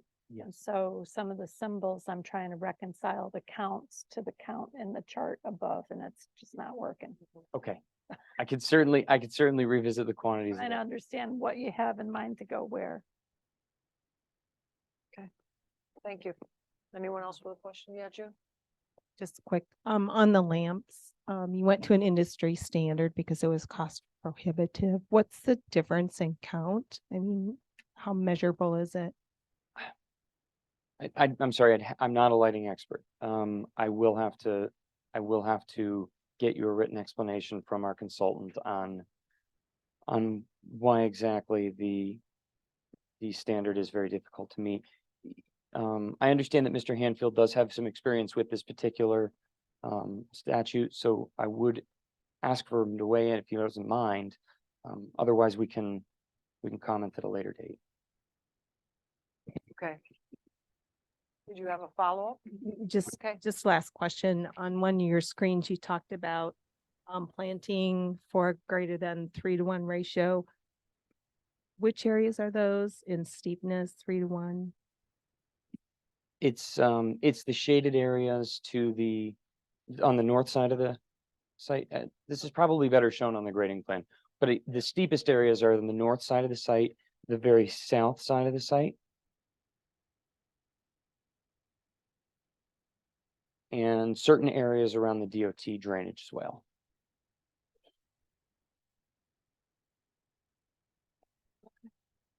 All right. Anyone else? Really quick? Okay. I think that's it for now. All right. Only because we wanted to get some. Did you? Oh, yes. No, we're just trying to get a little exposure and move it along. Okay. Hi. Good evening. For the record, Scott Hesketh, a licensed engineer in the state of Connecticut. Been asked to prepare a traffic impact report and respond to comments from town staff. We have done so in a letter dated August 31st, 2023. I'll summarize it for you briefly. I'm going to skip to the comments on the site plan since that's the portion of the evening we're in. There was questions or comments about the amount of parking provided on the plan. And we should either modify the amount of parking or justify why we are using, I think we're presenting 1.67 parking spaces per unit. Well, our office had the opportunity to go out and review the Institute of Transportation Engineers Parking Generation Report. They can provide parking generation rates for multifamily housing units, the low rise, and for affordable housing units. The information in that report indicates an average usage, not what's provided by towns, but usage of 1.66 vehicles per unit for multifamily housing low-rise developments, and a average rate of 0.96 spaces used per affordable housing unit. And I think we're proposing 1.67 on the site. In addition, our office has had the opportunity to do parking count studies at several residential developments over the last number of years. We conducted counts at 2 different sites in the town of Middletown. We went to Knoll Crest and Woodgate. I don't have the exact numbers with me, but I believe Knoll Gate at the time had approximately 125 units. I think the Woodgate development had a little over 200 units. We also conducted sites in Bloomfield at 2 different apartment complex locations. Beeman Brook, which I think had about 100 units at the time, and Wittenberry Place, which I believe had about 125 units at the time. And the results of that analysis indicated that based on the number of units, we averaged a maximum of 1.66 spaces per unit. And based on the number of dwelling units, we averaged a peak of 0.80 spaces per unit. And that information is provided in the table. So I believe that the proposed site here of providing 1.67 spaces per unit meets those requirements. Mr. Chalder's letter had asked a question about site distance at the proposed site driveway.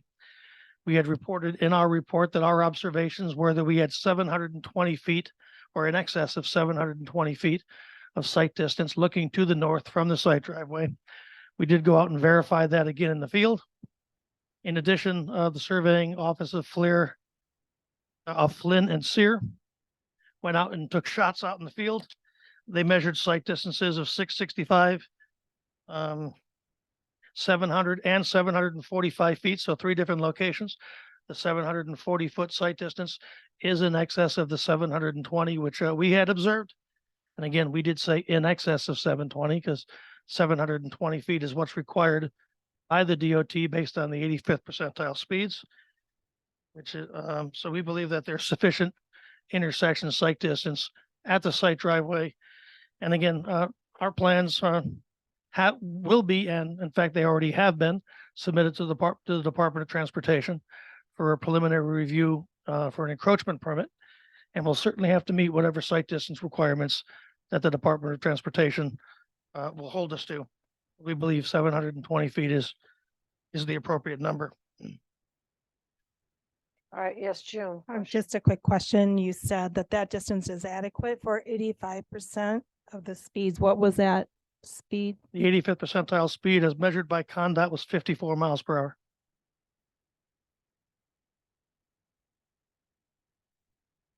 Anyone else? There were comments about that the site had to be reviewed by the Department of Transportation. Again, we have submitted to the DOT. It's since the Berlin Turnpike is their roadway, they will be the final arbiter of the location, the design of the driveway. They'll also do a review of the traffic volume submitted to make sure that they're accurate and that the calculations of level of service and like are accurate as well. In terms of vehicular circulation into and out of the site, as you've heard from Mr. Ville, we have redesigned the driveway to accommodate the largest fire truck based on information provided by the fire marshal. We believe what we're trying to do is keep the driveway as narrow as possible so that we don't have a lot of extra pavement, but make it wide enough that the largest vehicles can safely enter and exit the facility. We believe we have done that. Again, if town staff or the Department of Transportation says we'd like you to modify this or that, we certainly have the ability to do that. And we will accommodate any comments that the DOT or town staff has. We believe we have a site driveway which meets that goal. Some of the commission comments One of the comments was that the traffic volumes on which the report was based upon were from 2015, and we should get some updated counts. Based on that, our office did go out. We conducted manual turning movement counts at the intersection of the Berlin Turnpike and Spruce Brook Road. All the data is summarized in the report. I would submit to you that the volumes which we observed during the most recent counts are similar to the 2015 counts in volume, and that the revised calculations for level of service at the site driveway are substantially similar to the counts presented in the previous report. All of the results are presented in the tables. We've got, I can give you the summary. A quick question, while you're looking that up, you said that the counts were an observed count, so you didn't put a counter out or? We did not install a counter. We had someone sitting out there counting the vehicles as they passed by during the morning and afternoon peak commuter hours. What time in the morning and what time do you have the times?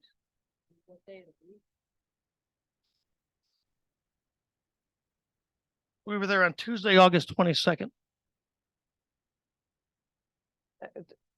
Do they say what time they were there on August 22nd? I mean, is it Between the hours of 7 and 9 in the morning and between the hours of 3:30 and 5:30 in the afternoon. 7 and 9 a.m. and 3:30 and 3:30 and 5:30. 5:30, excuse me. I just want to make sure I make a note of that. Okay, thank you. All the information's in the report. Okay. It is summarized, and the actual count data is presented in the report as well. Based on the observed traffic volumes and the site generated traffic from the development, again, we're looking at site driveway approach operating at a level of service C during peak hours with delays of about 21 seconds per vehicle. I believe in the original report, we present a level of service B with 14 seconds of delay. So it's a little bit more delay. Level of service C is more than acceptable. If you were designing an unsignalized intersection, level of service D would be what you would design to, so as to not provide more pavement than necessary during peak hours. Okay. Commission also asked for additional accident data. We had initially provided 3 years worth of data. And we limited the area to close to where the site driveway was located. In the updated report, we did present 5 years of data, and we had data all between the intersections of Spruce Brook Road up to Bishop's Curve. The data is presented in the tables. Over the 5 years, we note that there was 1 accident recorded at the site driveway, this particular location. There does not appear to be any accident pattern involving vehicles weaving out of the site driveway, looking to access the U-turn at the signalized intersection at Spruce Brook Road. And the last comment.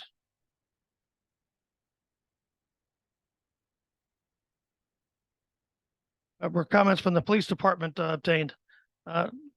Applications were submitted to the town. I believe the town did forward to the police department. I believe the responses on the comments which you received said no comment. I did speak to the police chief. He said if the responses back were no comment, he said indicated that we reviewed it. We went out and visited the site. We looked at the intersection site distances. We were happy with those based on the traffic volumes entering and exiting the site.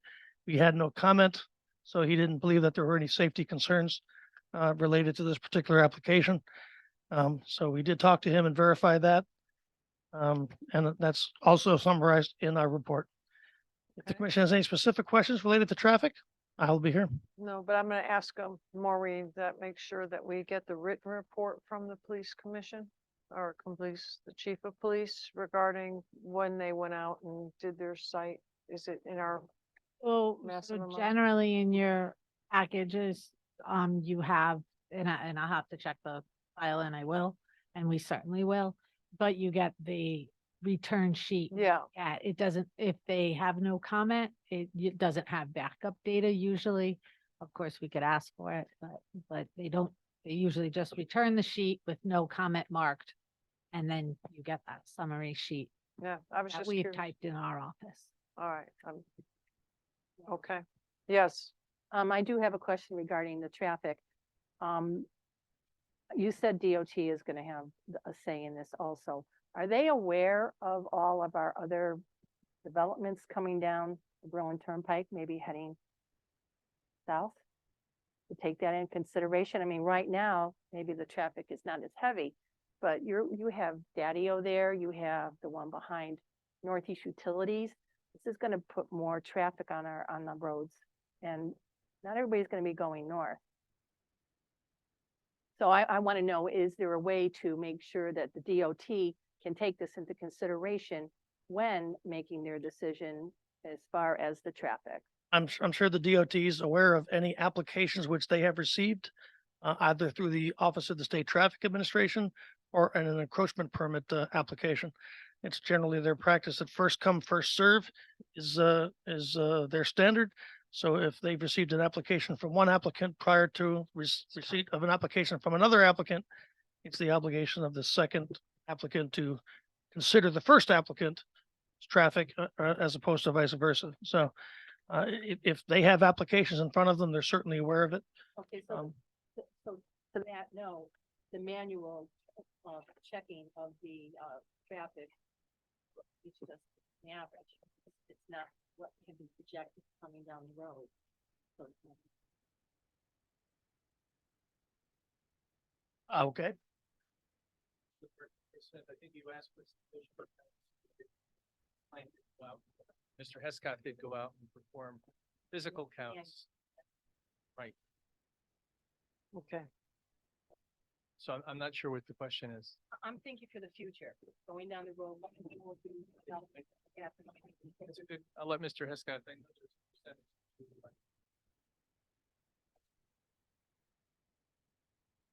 Again, yes, And we did then manual, coming we up on did manual 45. counts, based on the historic traffic volumes. From the DOT, we used an increase of 1% per year to a design year of 2024. So we added the 1% increase in traffic, which has been the historic increase in traffic on that section of roadway, excepting COVID. So you do know one of the projects down there has 200 units. I just want to make sure that that's taken into consideration of what is going to happen on that traffic flow in the future. I expect the traffic on that section of roadway will continue to grow at about 1% per year, as it has historically. All right. Chris Smith, for the record, to abide by the curfew. Mhm. Sorry, I keep forgetting to do that. That's all right. Apologize. The Mr. Miller was going to just provide a summary of his written report.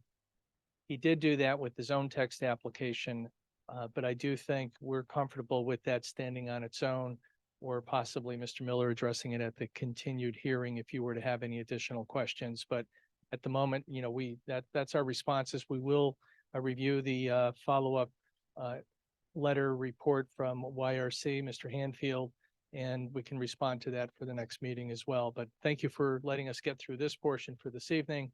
And I guess we look forward to seeing you at your next meeting on, I think it's the 21st. I don't want to say the wrong dates. Can I? Okay, thank you.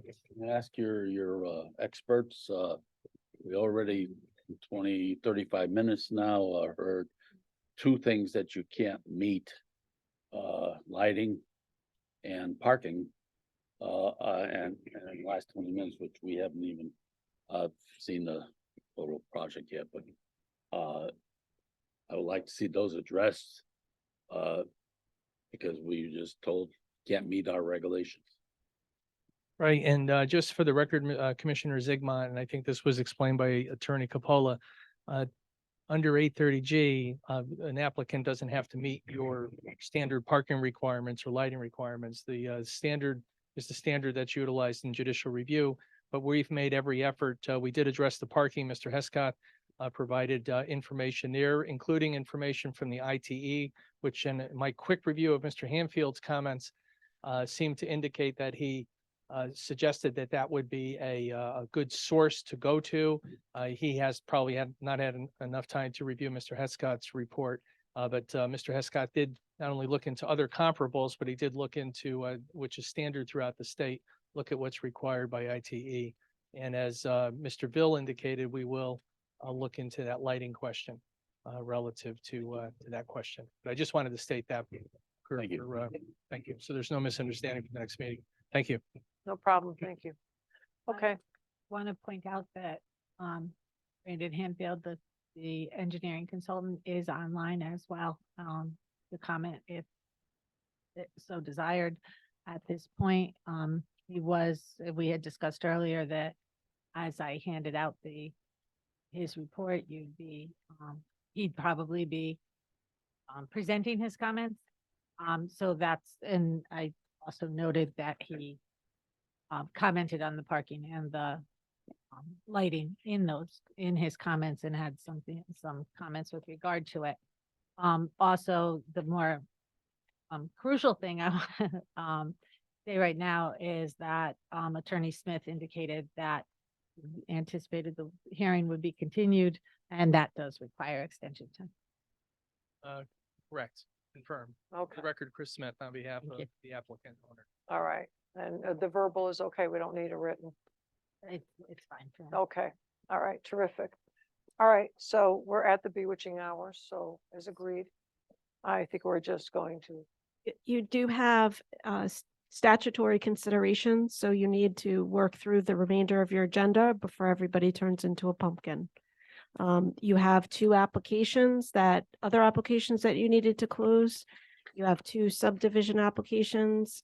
You can't just, it is what it is. so. Yeah, Well, and to the extent that you need consent from the applicants, you need to get that on the record.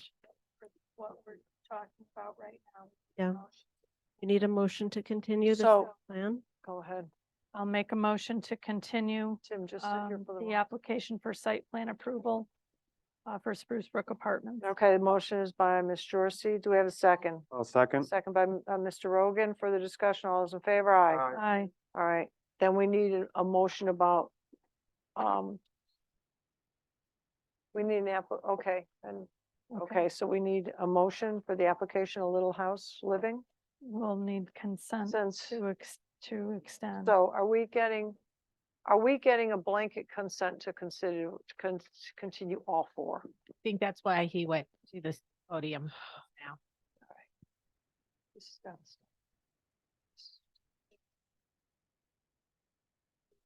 You should note for the record, Chris, that you do.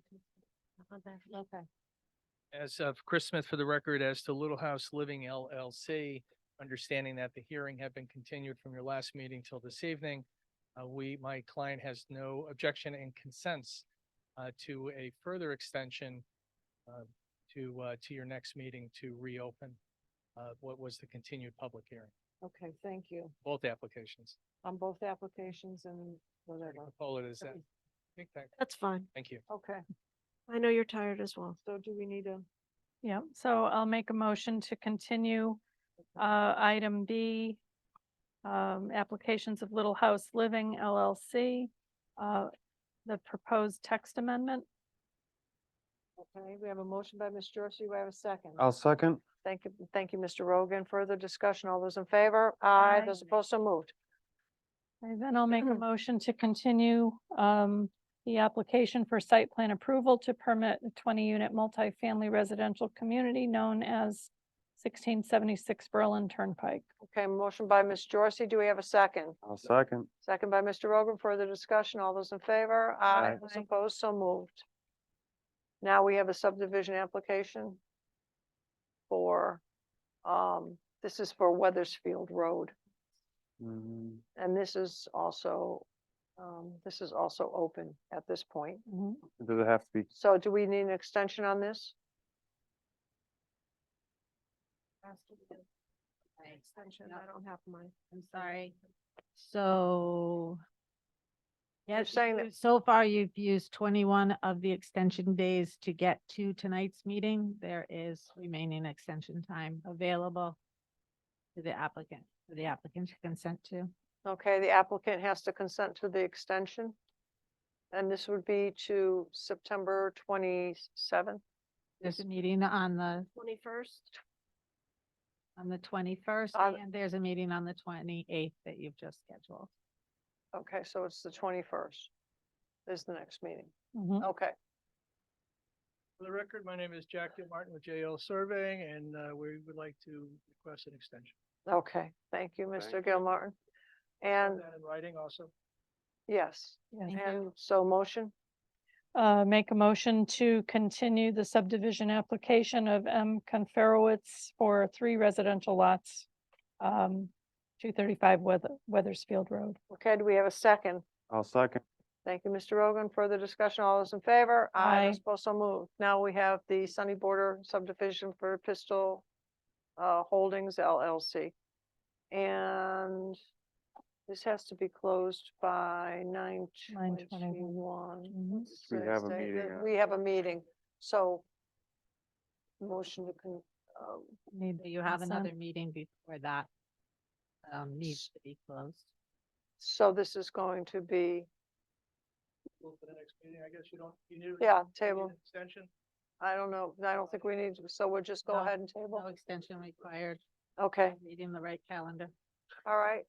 Anyone with a motion to table this? I'll make the motion to continue. Okay, continue to the I'll second. 21st. Okay, Mr. Rogan, Ms. Jorsey, further discussion. All those in favor? Aye. Those opposed, so moved. Old business. Okay, we've taken care of all the old business. Everything was We're continued. just gonna, everything's continue. Commissioner comments. We're not even gonna talk about cannabis today. Yeah. Let's table that. Planner comments, executive session. I don't think we can do the executive session. You should probably just double check, make sure there's nothing too important. I'm thinking it'll keep. So we're just sort of tabled we just moved everything off to the 21st. Me just continue this a moment. Let me look at my notes. I've got my agenda all marked up. Okay, With comments, I just have to scroll past the old items. I believe Next meeting. what's the Yeah, in case this happens again. ones that have been at the end go first next time. yeah. that's actually what we did for this agenda. We moved the 1906 Yeah. at the applicant's request, or at the public's request, rather. We'll get the Weathersfield and Benner off I think, yeah, at the beginning, because these people haven't. Let me just grab Attorney Capola for 1 second. Yeah, sure. For those of you who are still with us, you understand what has happened, right? Is that it's the 21st? Do we say the 21st? 21st. It's the 21st of September, Thursday. All right. No, we don't. Next week is the Berlin Fair. No objection to you postponing the executive session. Do I need a motion to postpone that? I think Because it's on the agenda. Well, I'll this- make a motion. yes, to to postpone it. Okay. executive Session until the Thank you. 21st. Second. Thank you, Mr. Rogan. Thank you, Ms. Jorsey, for the discussion. All those in favor? Aye. Those opposed, so moved. Can I entertain a motion to adjourn, please? So moved. Ms. Jorsey has the motion, Mr. Zigma has a second, and for the time, it is going to be 10:40. Yes. All right. Everyone have a good night. Thank you. And we're gonna add onto the agenda that we're changing the bylaws. It's gonna be a 10 o'clock wrap up.